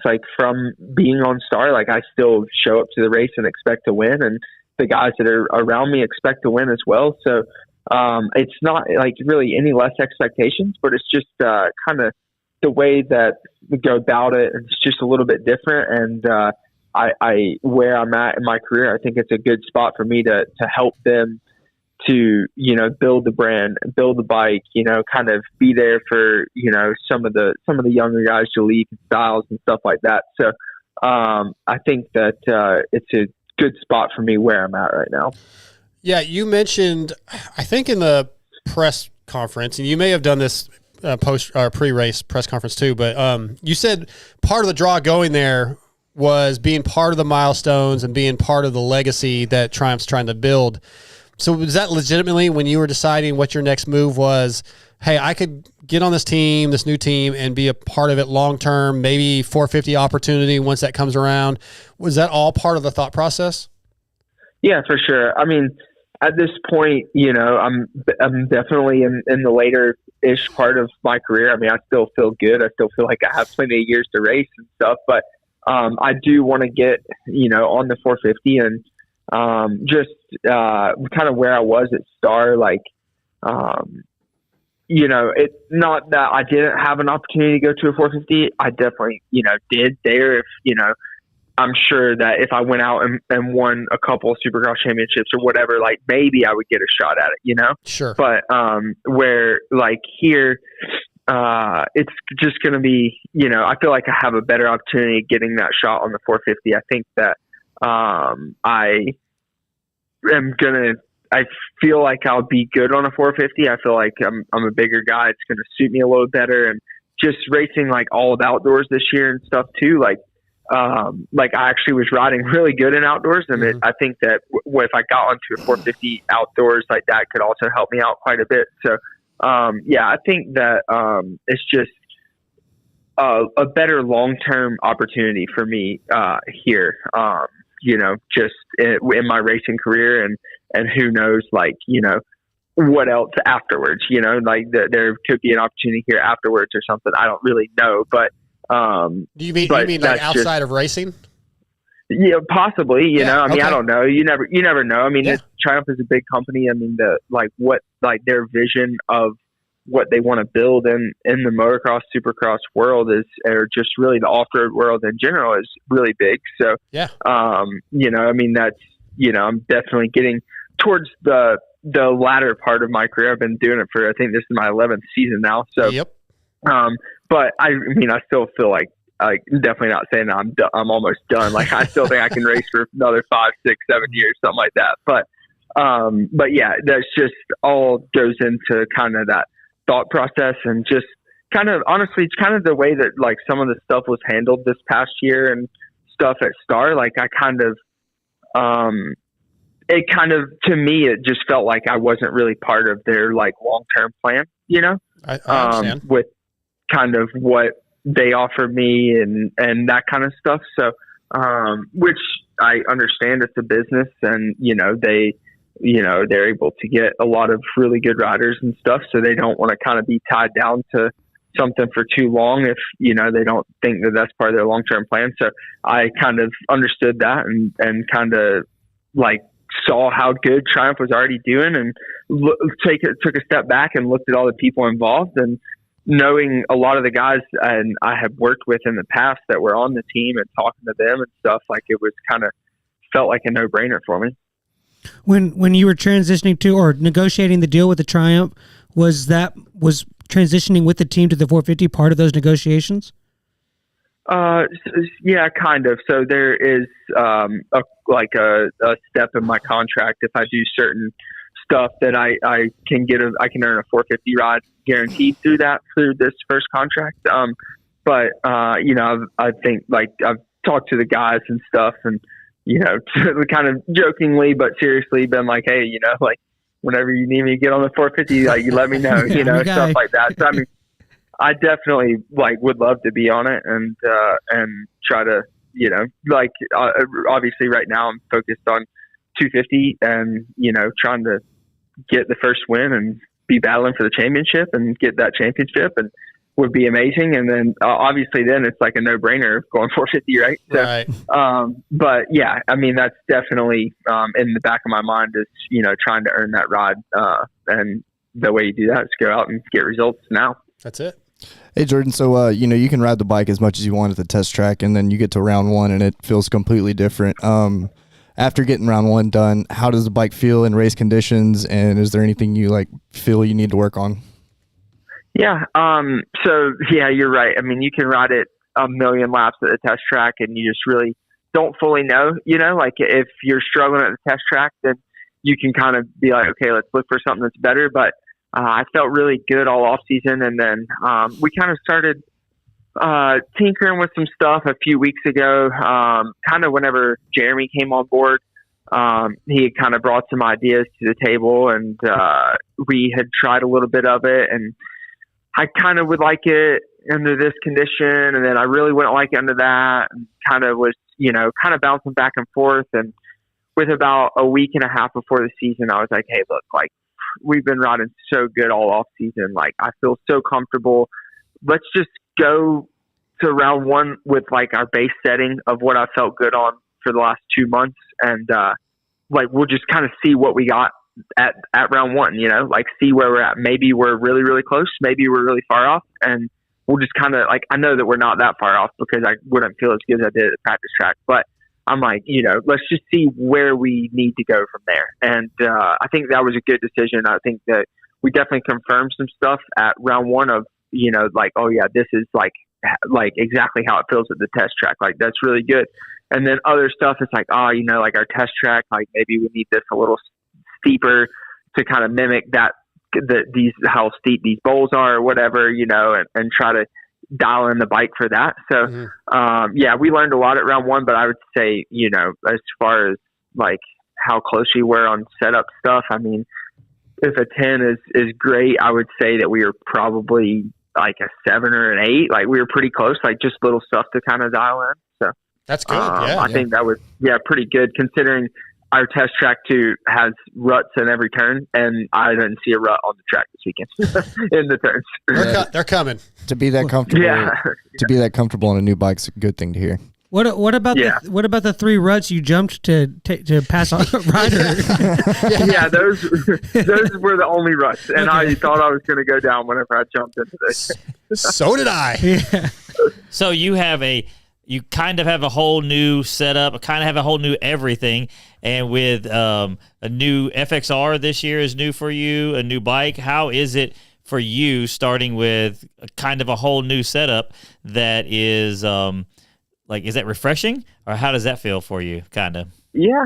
I mean, I've kind of been in this position a few times throughout my career, so I'm a little bit used to it, but it's been good. The switch to FXR was a little bit later on in the off season, and so trying to get everything dialed in with the gear, but that was all pretty simple. Honestly, it was fit pretty properly right away, so didn't really need to like tinker with too much stuff there. And the bike itself is, I mean, it's still a dirt bike, right? It's still got a lot of the same parts as any other dirt bike does, and the clutch and the brakes and stuff are a lot like a KTM, or maybe even I think the brakes may be the same as a KTM. I'm not sure, but I know they feel really similar. It's the same handlebars, stuff like that. So overall, it's just like playing with little stuff, and with it being a new bike, there's like so many things that we still have coming for the bike that is gonna be hopefully make the bike better.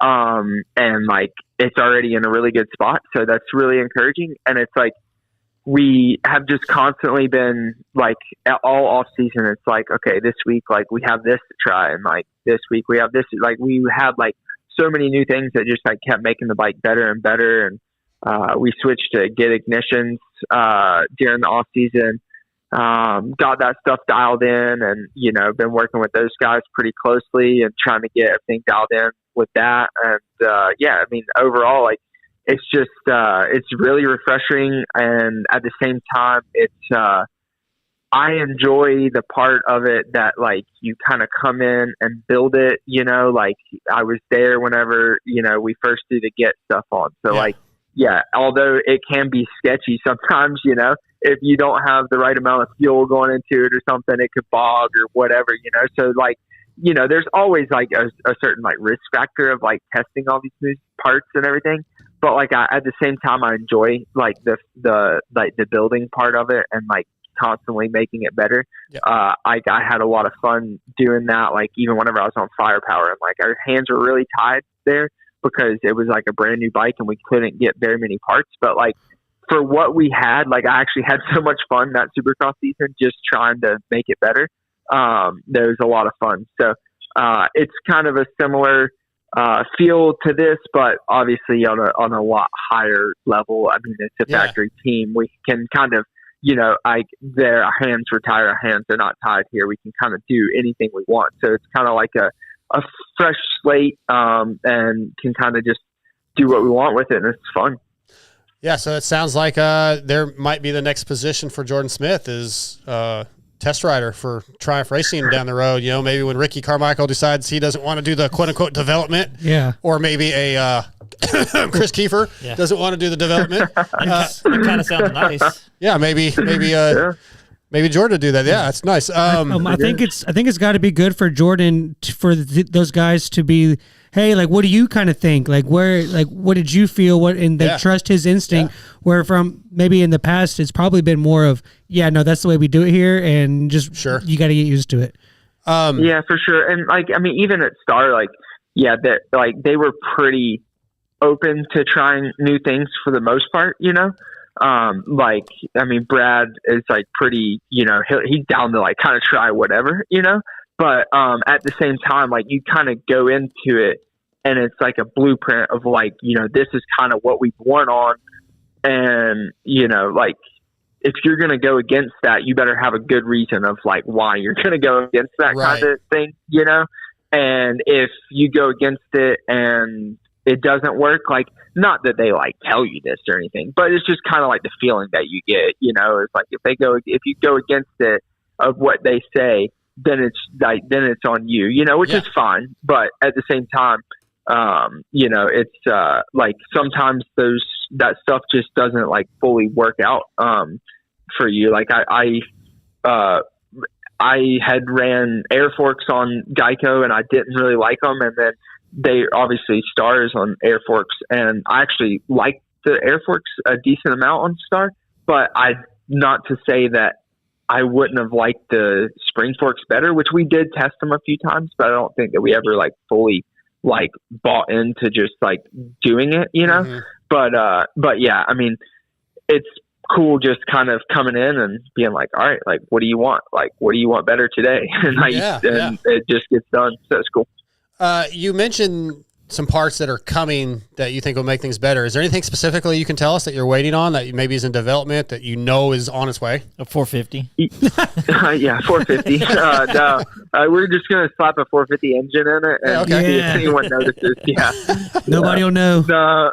I think that the biggest thing is we have because we did get a lot of the stuff here in the off season, but I think that we have a new engine package coming at some point that is supposed to be a bit faster, a bit more power. So we haven't tested it. I think they've been doing some testing on it, durability testing and that kind of stuff. If you're telling me that you are going to put more power underneath you after the ride you had this weekend, then you're definitely going to get their first win in Supercross. I'm just saying.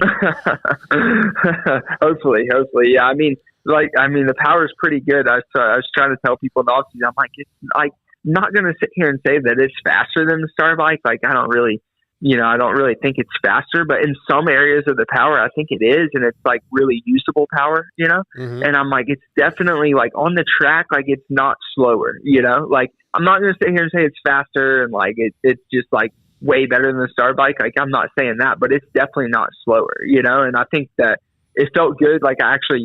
I ripped a big hole shot in the practice start this weekend and then ripped the whole shot in the heat race. And so those two felt good. And then I had a good start in the main too, but I was just a little bit too far outside. But it was it felt good to kind of go because also you're doing starts here, but we're doing starts against other Triumph bikes, And I know Jalik is a really good starter and Austin's a really good starter. Styles is a very good starter.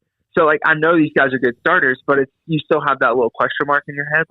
Okay, I'm getting good starts here against these guys, but what about whenever I do line up beside, a PC bike where Levi hole shotted almost every race last year in Supercross, It's how are my starts going to be then? And to get a couple hole shots this weekend was nice. Jordon Smith tonight brought to you by Guts Racing.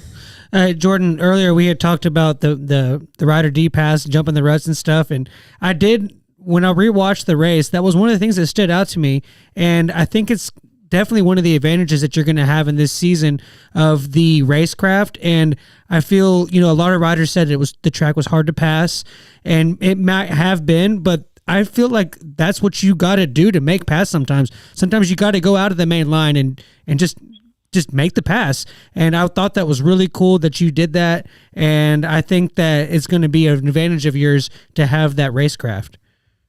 Yeah. I think, after you've been in this 250 class for a long time or just been racing for a while, you kind of get a little bit more experience in those situations and stuff. And I could kind of see the couple laps kind of before that, it seemed like he was starting to, seat bounce a couple more things and just like not quite push through the stuff as much as he was flying all night. Like really, it seemed like he's really made a big jump this year in speed wise in Supercross. So, he's riding good and I could kind of see him start to like just ease up a little bit. And then, I ran that outside before that triple and I saw him like sit down to seat bounce that triple, which like wasn't a jump that we were really seat bouncing all day. And I was like, all right, well, this is, I guess I'm going to jump to the inside here or else I'm going to jump into the back of him. So, once I did, I landed, I was like, all right, now I got to figure out how to turn this bike in these ruts that are coming at me. So, but, we maneuvered it all right and rode it in the podium. But yeah, it's good. It's a young group of kids that I'm racing this year, and they're full of confidence as well. So it's going to be fun. It's crazy that as fast as they're going, that they can notice when a rider changes something in their technique or is getting tired. Y'all blow my mind, Jordan. Me too sometimes. Me too. Just a couple more for you. I want to talk about the resources at Triumph versus a Star or, a TLD. A new team, right? Like there probably are parts that you can't get just yet, but then you also have guys like Coker came over and Brownie is a trainer. Dave Arnold, I think, is involved, obviously. So, what has it been like dealing with resources or even maybe a lack of resources? Have you had any struggles with that? Not really. No, it's been pretty good. They make a lot of the stuff in-house. Mm-hmm. They have multiple CNC machines there and stuff. So, they make a lot of stuff in-house. From my point of view, we really haven't had any lack of resource at all. So, it's been good. It's been, it can sometimes whenever you do want to test something, like it can take a little while to, figure out how to get it done or whatever, where, if you do go to like Star or something, like, especially whenever I first got there, they had been on that kind of version of motorcycle for like 5 or 6 years or something before I got there. So like, anything that you could possibly think of for that bike, they had tried it or had it there to try it, So, we're like kind of constantly like kind of thinking of new things and stuff like that. So, but no, pretty much like whatever we want to try, whatever, someone thinks of at some point, like we can try it. It normally happens pretty quickly. So, okay. It's pretty cool. Like, there's a lot of, like you said, like kind of like Dave Arnold, Brownie, Ivan's our test guy. We have a lot of guys that have like been around and like really know what they're doing in their position. And like, one thing at Triumph, like, even though it is, it's not necessarily a small team now. I wouldn't say with us having 4 riders, but like last year they only had like 2 riders and 1 rider at one point. So, but like every single like division of the motorcycle has a guy in charge of that, that part. Like we have a part, like we have, it's not really like multiple, like one guy doing multiple jobs. Like each guy has his specific job and like he's good at it, Okay. So it's like, and like everyone that's good, they have I think they have like a team meeting like every Tuesday, talk about, the weekend or whatever and what needs to happen, what needs to get built. Everyone works really well together. Like it's really like a family. I know that you hear that a lot with like teams, but it really is like, just everyone, like for the holidays and stuff, we have holiday parties that we all go over and hang out. Like everyone is like really close and works well together. So it's fun. Like, honestly, like this off season has probably been like the most fun I've ever had. Like training, working on the bike, like, doing my laps, riding my dirt bike. Like I had a lot of fun this off season, and that's saying something whenever you've been doing it for 10 years, like the same thing for 10 years. So, well, speaking of that 10 years, you mentioned your age earlier, 29 years old. Not yet. 28. When's the birthday? I just looked it up, and Racer X had their bio had you at 29. No, I'm 20. I'm 28. 29 in February. Come on, man. Jeez. All right. That's what I said. Not yet. You, dude. Not yet. I'm 40. I'm 49, so I got you because I don't want to. I got you. But anyway, how's the body with recovery? How has that changed over the last couple of years? Have you noticed any big difference? You said you're good to go, but I'm sure it feels a little different. Yeah, honestly, I don't know. I feel the best I probably ever have. My rookie years and stuff, I took a lot of falls, Right. I fall a lot less, especially in practice and stuff now. I'm not taking nearly as many big falls. So, my body feels really good. I think that having all last year, well, really since I went to Star, I had that whole summer of when I signed with them, but I didn't race outdoors. I had that whole summer of riding and training. And then I had a good off season, good supercross, and I did have a little wrist injury in outdoors, but made it back for SMX, and then had a good off season, and then did every single race last year. And doing every race last year built my base so much more than I've ever had it in the past. I don't think I even missed one day of training all in 2024. Wow. I don't know that I missed one day of training for any injury or anything. And that base that I built of doing that. And then even after Vegas, I stayed in Vegas for a few days for Thrasher's bachelor party. Yep. And then came back and moved up here and immediately started riding the Triumph bike. And then I only took 1 week off after that. So I really just haven't really stopped too much. And my base is so good. Even on a supercross day, I used to be pretty tired the next day and whatever, but this weekend, I felt pretty good and recover good. So I think that even from an athletic standpoint, you see in cycling and all that stuff, the cardio, a lot of people don't really hit their prime until their late 20s, right around 30 of their fitness prime. Yeah. So I feel pretty good. Okay. Got one more. Well, let's go. You had mentioned the camaraderie with the team and how, fun and his family and one of our chat listeners mentioned something about either you or Fortner getting the first win. Is there any kind of friendly competition with you guys talking about who's going to get the Triumph first win? We haven't talked about it really, but hopefully I get it before he gets a chance. Yeah. Hopefully I don't want to, maybe I'll just not give him the chance, that would be nice. That would be nice if that happened. Jordan will win this weekend. He was I got the first one. Then Austin will go win the first East Coast round. But yeah, but I got it the first race. Yeah. So there'll be that argument. That'd be fun.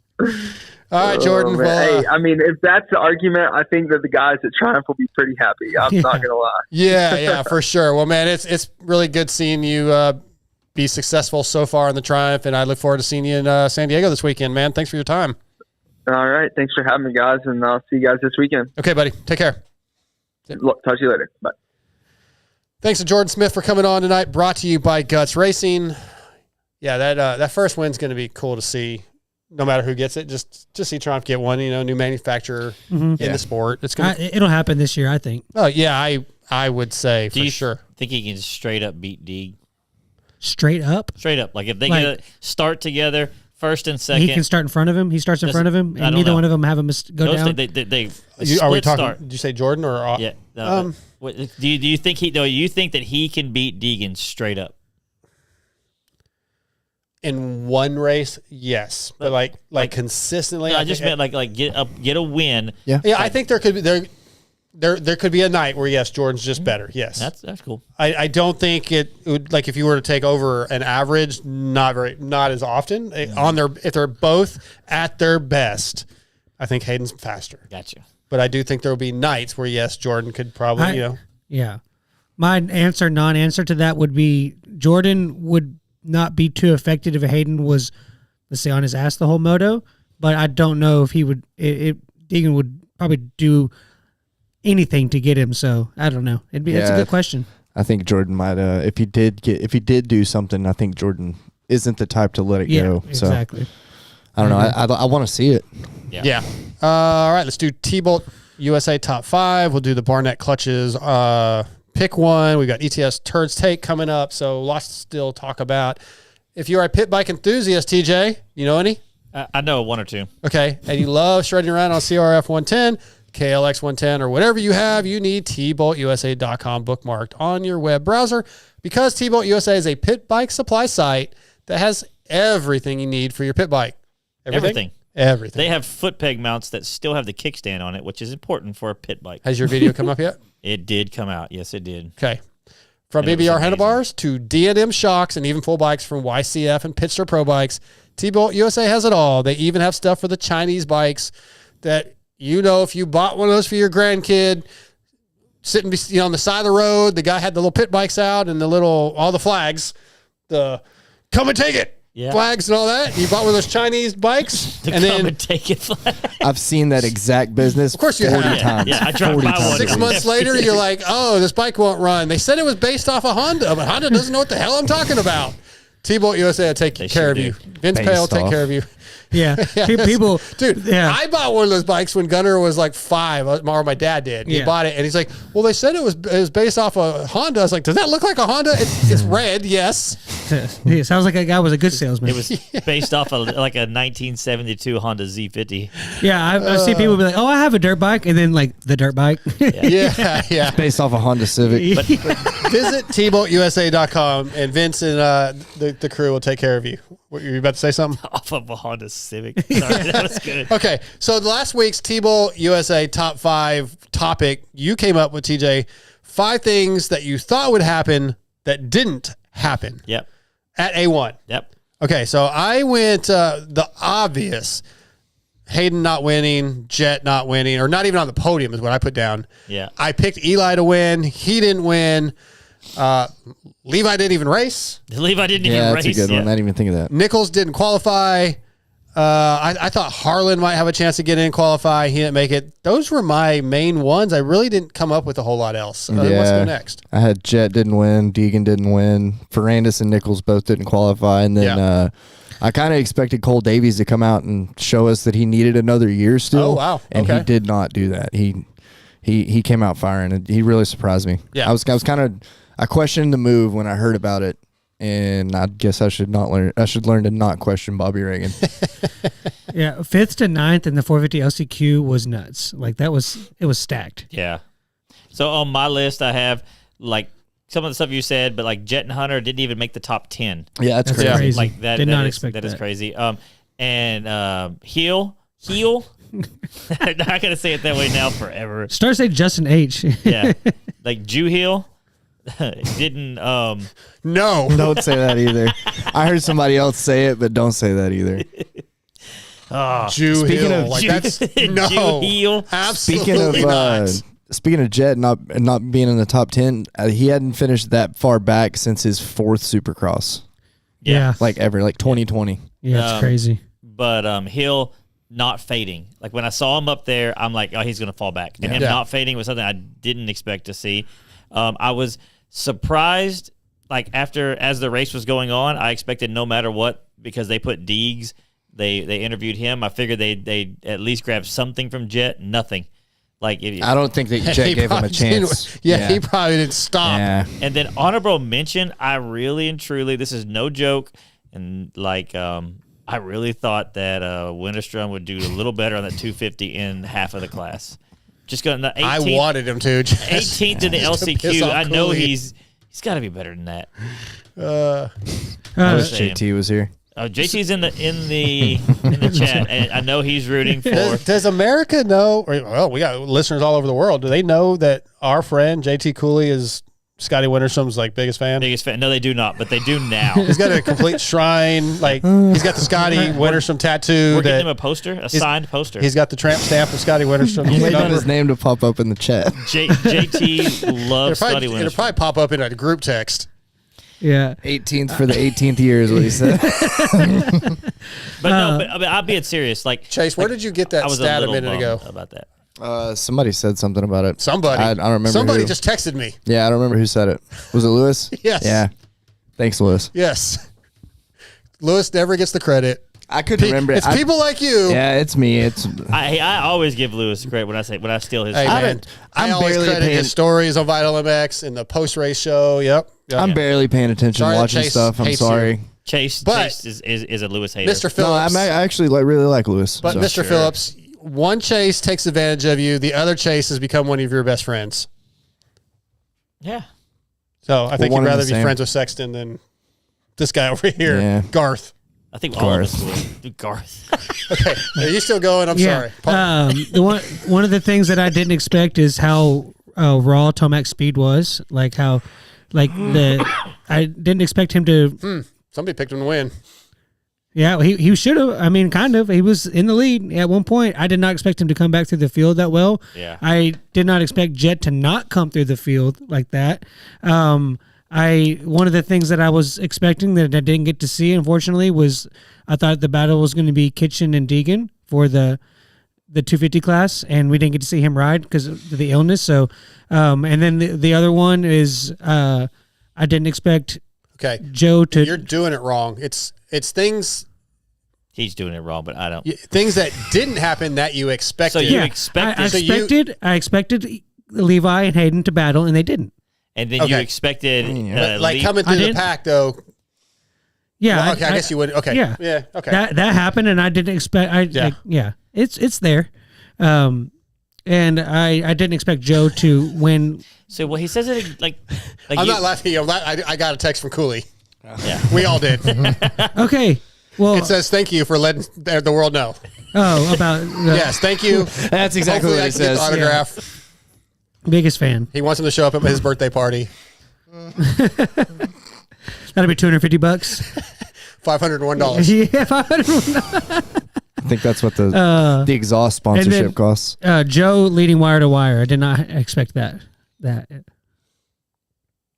Yeah. I'm good. Am I still doing it wrong? Can we have the same argument again? You could do. That's whatever not you what want. was asked. But it's the way he's answering it. The way he's answering. Yeah. So if you had said I expected Joe to win and he didn't win, but okay. Well, you could have said okay. You could have said I expected Joe to get outside the top 5, but he won. That would have. It doesn't really matter. Fair. Honestly, though, the way TJ asked the question was stupid. Cooley said he's going to post our texts. I expected Joe to not lead every lap in the main event. And that didn't happen. He did. He did. Yeah. Okay. Semantics. Okay. It doesn't matter. Dark Side's going to point those out. The reality is the question. Like I hated the way he asked the question to begin with. It was a good question, but you guys all thought it was great. So I was like, all right, but I hated. I don't remember because even like the email we got was what you were doing. It's like things I expected or whatever. Anyway, it doesn't matter. It doesn't really matter. Man, we need to get. Okay. Where's Turd at? Turd State. Well, let's get into the Barnett clutches. Pick one because this one I don't know how long this is going to take, and I'll tell Turd we'll get him on in just a few. He just gets to stay up a couple minutes past bed. Yeah, he's probably past his bedtime. Barnett Dirt Digger clutch kits have 75 years of experience behind every kit. Engineered for maximum performance, Dirt Digger clutch kits features friction materials formulated exclusively for Barnett. Get yours at barnettclutches.com and get 10% off by using the code VitalMX, all caps, to save. These clutches are good, man. And if you, unless you're Chase Sexton and don't use your clutch, you're probably going to need a clutch kit at some point. So Barnett clutches. Okay, RJ versus Wardy. Who wants to start this thing? Well, since y'all were alive then, why don't you guys start? I would say, honestly, I don't have a big memory bank. Okay. Except of Wardy. Like I used to be a big Ward fan towards the end of his racing. For what reason? Anything in particular? And then he went on to other racing, so I kind of followed him because he went to Supermoto, F1, yeah. Supermoto. Hey, not F1, doofus. Indy. Okay. Well, he raced Indy cars, which is like the top level of wheeled racing. American open wheel. Yeah, I'm just saying it's just like that's pretty cool. Yeah. So I kind of followed him for that. So that'd be me. Let me do one of our listeners. Garrett Rockley sent an email in. We'll do his. He said running late as usual, but we're the ones that have drugged this on for 3 weeks now. He says, RJ, cool SoCal surfer and a bit brash. Never one to shy away from speaking his mind. 1985 Rodale Cup fiasco. Trendsetter with his bike. Made the upside down forks the wave of the future. Gave it all he had all the time and tougher than a $2 steak. Rest in peace, Larry Huffman. That must have been one of his quotes. That's right. I remember that now. Watch him get run over and hit in a Golden State race and to get up and win the moto. Couldn't stand the little green gnome known as Wardy. RJ for the win. Wow, that's harsh, Garrett.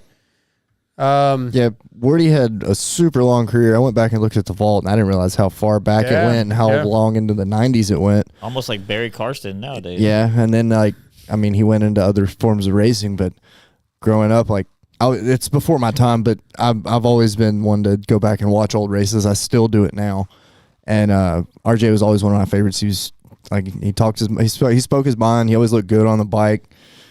He's just a badass, man. Yeah. My first, when we started talking about this or had this question, I was like, oh yeah, Wardy did the IndyCar racing, but RJ did the trophy trucks for years. He's very successful at that. So that kind of that first I was leaning towards Wardy because he did these other racing things, and then I was like, well, RJ did it too, and it made me think of how cool just the fact that those guys were elite at another level of racing, and it shows that they have something. There's something in a racer that makes them elite, whether it's dirt bikes or cars, because nobody it's not like I'm going to be an intermediate level dirt bike rider and then all of a sudden just be like, oh, IndyCar's my stuff, and then just be good. So I know that's not really the question, but that was one of the things. What? He's playing video. I'm playing video. Oh. Yeah, go ahead. Sorry. Okay. Yeah, sorry. Yeah. That was one of the thoughts that I went down while thinking about this. I remember RJ a little bit more because of, like I said, I was little when that happened. It was more in our time. But I did like Wardy's number 3 on a Cowie. I always remember him riding the 500 and stuff. So I guess if I got to choose one, I think I'm going to go Wardy because I just loved the Cowie back in the day. Yeah, I think Wardy had one less championship, so they had similar. I've got all that. I'll tell you guys in a minute. You guys kind of said your piece? Yeah, or? Go ahead. So the first rider that I was ever a fan of was Jeff Ward. I didn't know anything really about the sport. I just remember watching some dirt bike race like Carlsbad and maybe Jeff Ward won. I don't remember. I was like 8 years old. I was like, I like him, but I like Wardy just for whatever reason. But if you go back to just stats, Ricky Johnson, 3-time 250 motocross champ. Jeff Ward, 2-time 250 motocross champ. RJ, 2-time 250 Supercross champ. Wardy, 2-time 250 Supercross champ. RJ, 2-time 500 MX champ. Wardy, 2-time 500 MX. So they're almost even right now with their right. Ricky Johnson, 33 250 motocross wins. Didn't have all of Wardy's, but I got Wardy 1-time 125 MX champ. Ricky Johnson's third all-time in 250/450 wins. Wardy is 6th. Both Hall of Fame in 99. Ricky Johnson, known as the bad boy. Wardy, known as the Flying Freckle. Sorry, bad boy beats Flying Freckle. Just does. The gear, RJ's style, his look, his gear was cooler for sure. Would you say that RJ had to walk so McGrath could crawl? Or crawl so that McGrath could walk? Did you just read that off your... No. Okay. I just had that thought. I would say, yeah, sure. RJ kind of led into I said that backwards. McGrath. I know what you meant, yeah. RJ crawled to allow McGrath to walk or run or fly. Yeah, whatever. Yes. Wardy on any Sunday, the wheelie kid, man. I mean, when he was 5 years old. Oh, that was him? That was him. Mm-hmm. Yeah. So that's cool. The videos that you played of them racing and stuff, like, God, they were so fast on those bikes were so sketch, and they were hauling so much ass. It's crazy. Ricky Johnson, 4-time winning Motocross the Nations team, 61 national wins. Jeff Ward, Supermoto race 04 championship in 04 and 06, and had 56 national wins. So when you look at their stats, they're not that far off. Mm-hmm. RJ's kind of cooler. Mm-hmm. So I'm going to go RJ. Yep. RJ's going to be my pick. You made a choice about superficial things, yep. Yes. Well, because the official things are pretty equal. So I had to go superficial. The official things. Yeah. We had to take it into superficial. Wouldn't it be non-official if those are superficial? Regular official? I don't know, man. Just official. Google opposite of superficial. I don't know. Important. But yeah, I'm gonna go RJ. But I was a big Wardy fan as a kid. Kind of like you said. I for some reason I liked Kawasaki back then. Yeah, I just like that look, that blue and yeah. So, but then I mean, there wasn't much cooler than Honda. But I didn't know that at the time. But I've always been where like if everybody's on this train, like clearly y'all have iPhones, I have an Android. Like I'm gonna be the opposite. Yeah, I'll be fair enough. I knew that was a bad point to make, but anyways, like I will always like if everybody wants a Honda, I want the next best thing. You think it makes you special? I would guess, say maybe. Well, you know what? Go ahead. Say what you're gonna say. I just thought of something. I think that RJ has in the grand scheme of things, is probably a more like celebrated racer. Yeah, and has a cooler, like you said, and it was like maybe more of a fan favorite. But bigger personality. And I think if I would have known more about him during his racing, I may have felt that way. But for some reason, I just know more about Wardy. I kind of followed him after his moto stuff. I just realized with our phone situation, Scotty is you. Yeah. Huh? He doesn't like it because it's cool. No, that's wrong. TJ doesn't like anything. You hate anything that people like because, you're just following the crowd. No, I like what I like. And unless TJ a lot of people like it. It has nothing to do with that. I like an iPhone, and TJ everybody likes iPhone. TJ's trying so hard not to be a sheep that he is a sheep. That's the exact opposite. No. You can't even pick up when I'm laying down. You can't even wash your hair. I washed my hair this morning. It's just a joke. But hey, we got our next guest on. Let's go. Let's get to the ETS Racing Fuels Turd's take. ETS Racing Fuels was forged from the heat of competition nearly 30 years ago, developing purpose-engineered fuel for high-profile teams in highly competitive series. We have been the power behind many podium wins ever since. Teams using ETS Racing Fuels have won more than 50 national and world champion titles, and we continue to forge new alliances and partnerships across motorsports. ETSRacingFuels.com to find a local distributor, and you too can be like Factory HRC Honda, Rockstar Husqvarna, Factory KTM, and many more. Tonight, ETS Racing Fuels brings us Hudson Short for Turd's Take. What's up, Turd? What's up, Dark Side? What's up, How man? are you doing? We're doing good. How's your dad doing? I think he's going through it right now. Every single time I text him, he says he's stuck in the desert in the middle of the night. The hell is he doing the car again for, man? Stop it.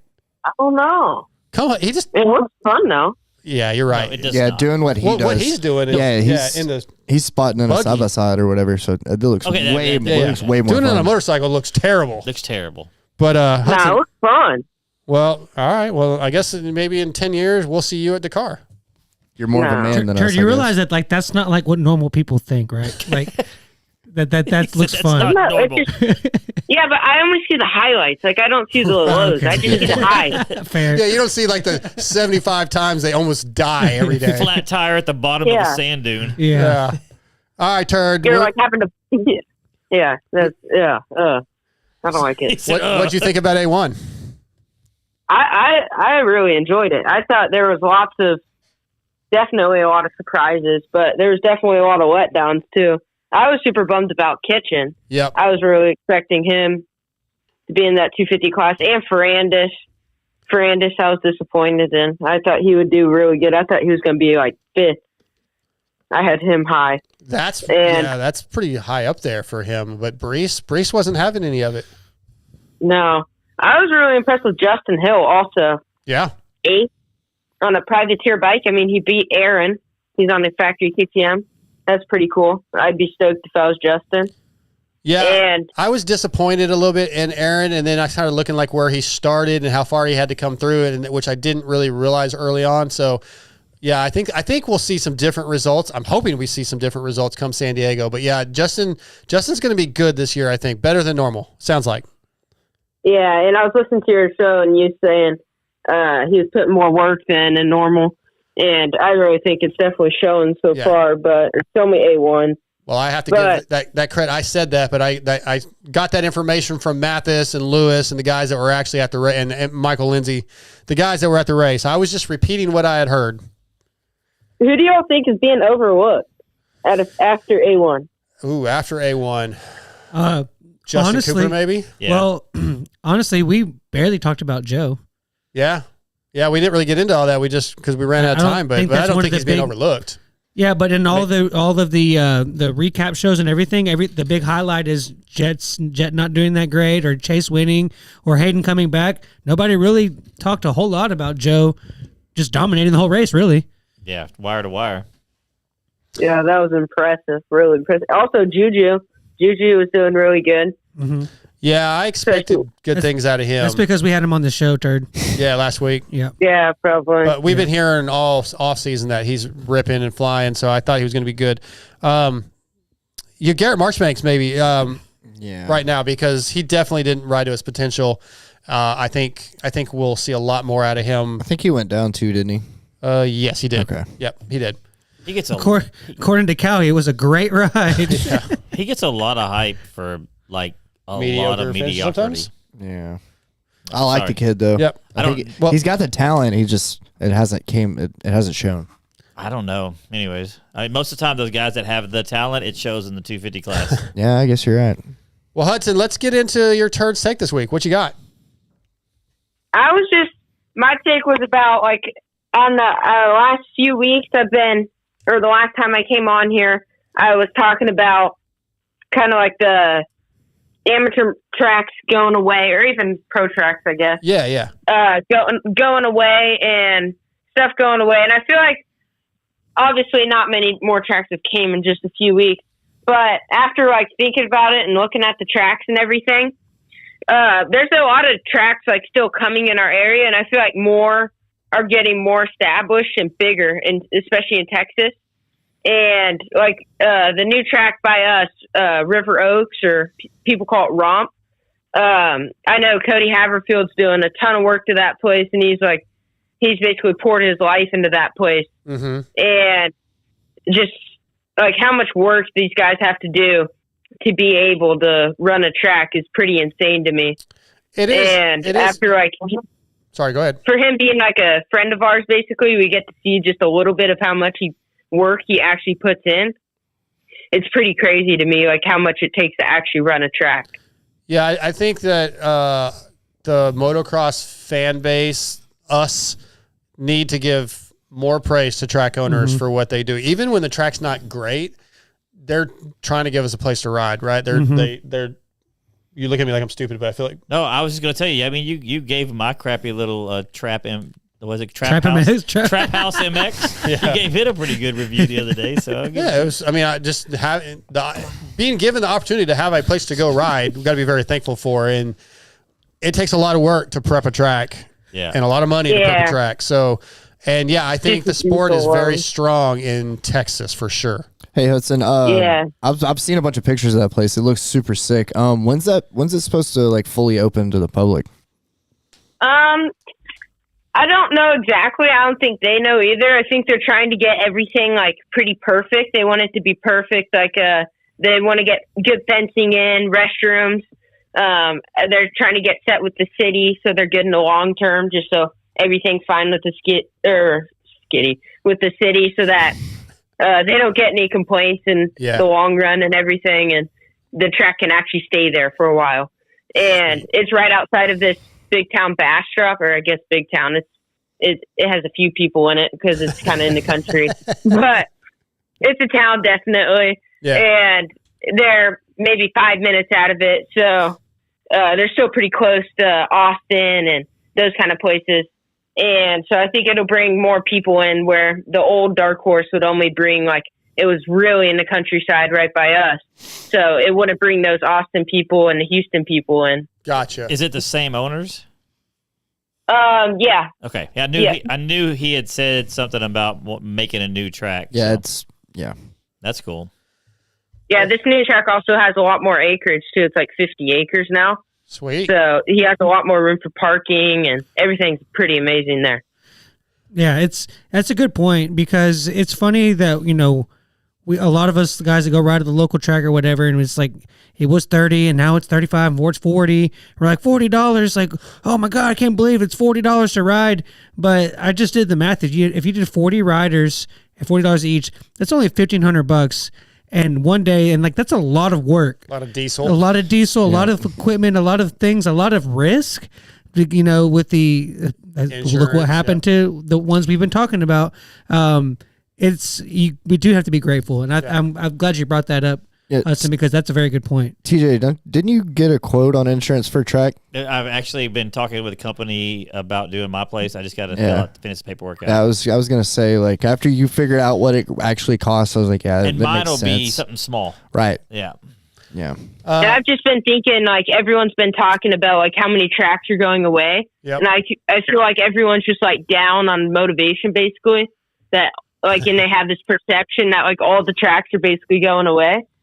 And I just feel like it's still, like, super strong. And there's so many, like, hardcore moto people out there that just keep this, like, industry and all the, like, local tracks and everything. Mm-hmm. At least in Texas that I know, because that's majority of where I ride, and there's just so many people that keep all these tracks going. Well, one thing I think that I'm noticing is the moto tracks, or the moto community is going more towards small private tracks, or to like a place like which is not even a track, but even that Crowded J's is kind of a small. They're not trying to make something big out of it. You got to know somebody to go there, or Steve's place or whatever. You kind of need to know somebody to get that. That's kind of, I think, what we're going to see more and more of.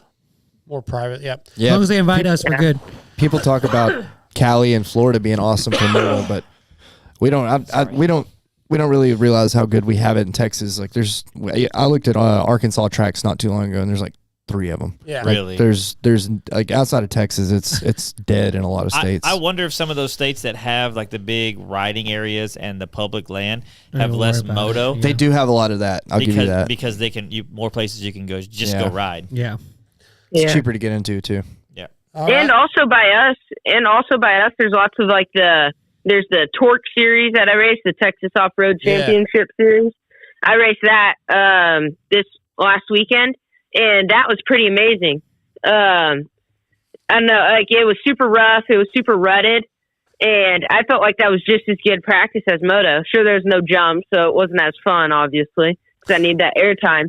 But just the, like, it was like hero dirt. Like, I couldn't imagine it being any better. And the lap times were short. It was like 8 minutes long.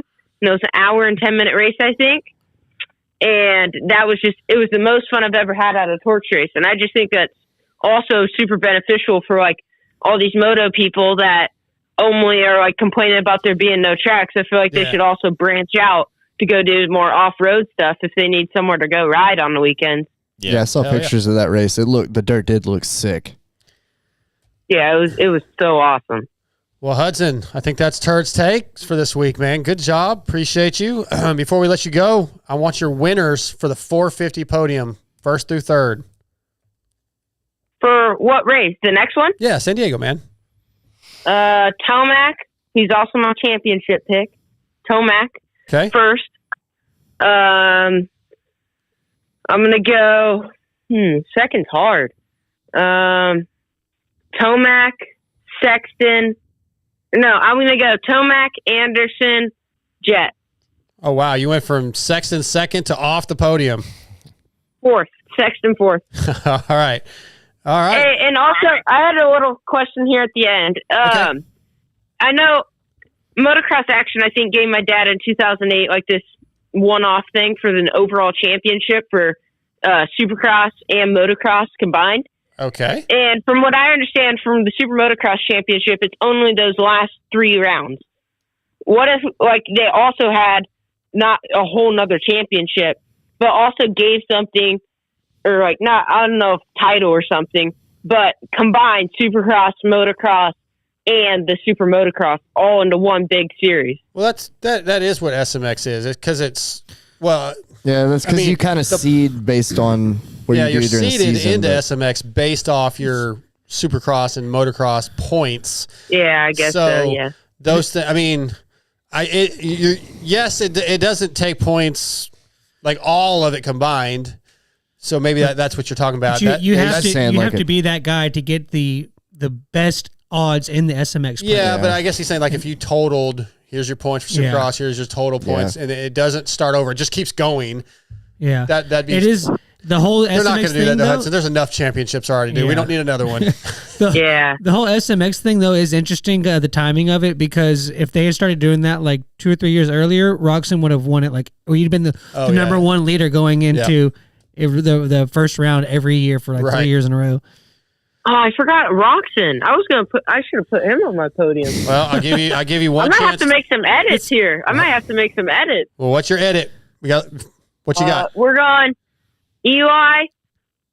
What did I even say? Eli, Jet third, and I said Anderson second. Yeah. So I'll go Eli, Roxon, Jet. So now where'd J.A. go?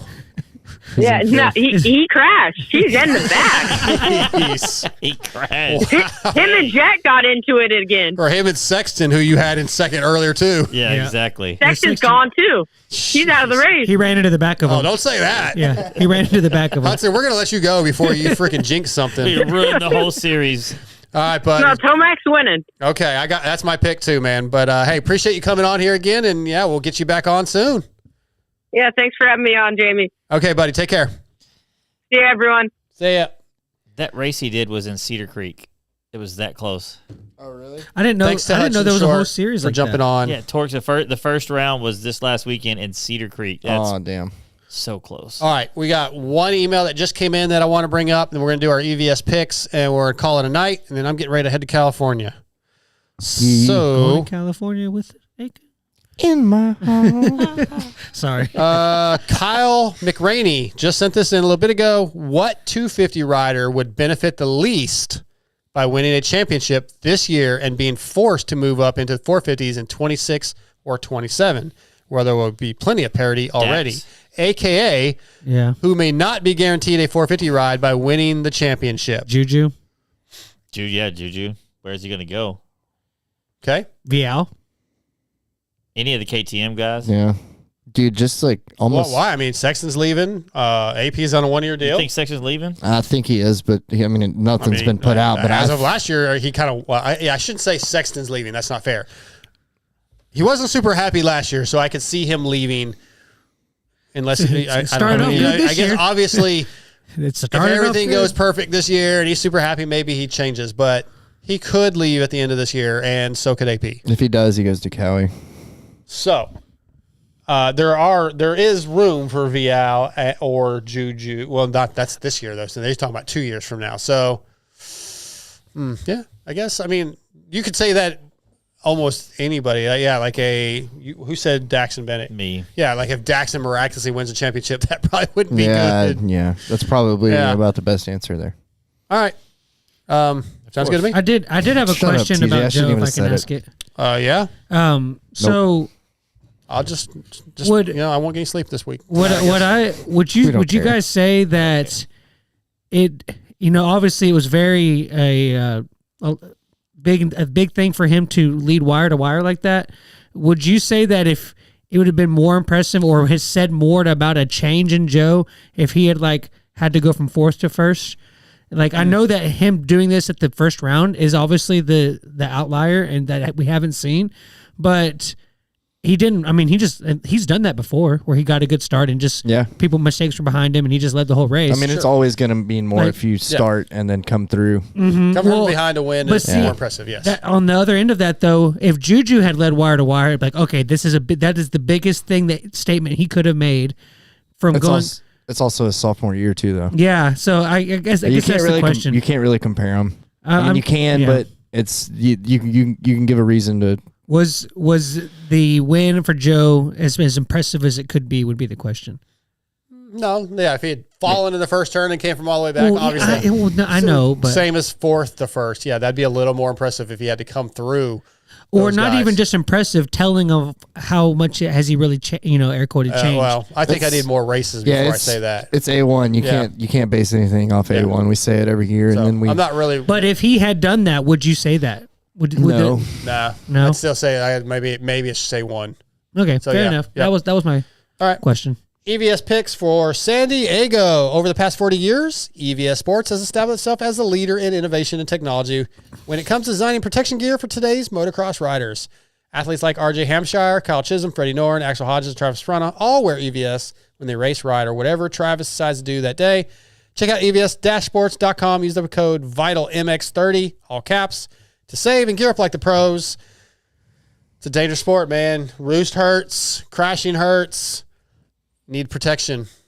Lots of protection. Knee braces, knee guards, chest protectors. EVS Sports has it all. Visit them right now. Pause the show. Go buy some shit. Spend some money. Let them know we sent you. It's not shit. It's good stuff, man. I didn't mean like shit, like it's shit. Jeez. Okay. Last week, Shane Bagley sent in his picks before. He said Jet, Eli, Sexton. He was wrong. Yeah, I got Rich sent in Eli, Jet, Kenny. Brian said Ken, Eli, Webb. Samantha said Chase, Jet, Webb. Nobody was right. We were all wrong. I was the only one that was at least partially right. I picked the winner, Scotty. I picked the winner. No, I win. All right. I'm better than y'all. Sure. Sounds and good. And we suck. San Diego. I'm going Eli Tomac, Chase Sexton, Jet Lawrence, not Jet Reynolds. That's my picks. Eli, I'm going with Eli again. Glad you made that distinction. Yeah, just in case anybody didn't know. TJ, who do you got for San Diego? Jet. Yeah. Jet, Sexton, Eli. Chase, who do you got? Let's go Eli, Jet, AP. And in San Diego where he won last year? Uh-huh. Yeah, I feel like he's going to get some good juju. He's in the 250 class. He's gonna get some good juju. Scotty, who you got? The debate is, do I either say Jet wins or I don't put him in the podium. So it's a tough pick, but I think I'm going to go with Tomac, Sexton, Roxon. No Jet on the podium. I think the struggles continue for now. Okay, those are our picks. Anything else before we wrap this thing up? Is that a no? That's a no. That's a no. Okay. Let's get you to sleep. No, I'm not going to sleep. I got to edit this video and drive your minivan to California. Yeah, got to drive my minivan. I get 40 miles a gallon in this hog. Hell yeah. Yeah, we rented I'm not taking a bike, so I rented something. Yep. And it's a minivan. Be cruising across the country. You gonna put a cot in the back so you could save room? No, because there's 2 mountain bikes back there and a gear bag and a suitcase. There's no room. There's literally no room to lay down. Did you have to take seats out? I laid them down all flat. Oh, they lay flat. Yeah. Okay. Yeah, but Amber was like, oh, you could like pull over and sleep. Nope, no room. Yep. It's full. I want to thank Race Tech, Yamaha Motor USA for being the presenting sponsors. And I want to thank X Brand, Evans Coolant, Guts Racing, T-Bolt USA, Barnett Clutches, ETS Racing Fuels, EVS, FXR, Pro X. I want to thank Jordon Smith. I want to thank... Who else will we think tonight? Justin Cooper. You are happy on the trigger on that. Just let it play while you go. Just let it play. It'll like 4 end. times. Am I really? Yeah. I can't hear it. Yeah. Was I just hit it and keep hitting it? Yeah. You also want to thank Justin Cooper. Yeah, Justin Cooper. Yeah. I didn't hear you say I it. was gonna say, no, I hadn't said it yet, but I was in Hudson. All right, we're out. See ya.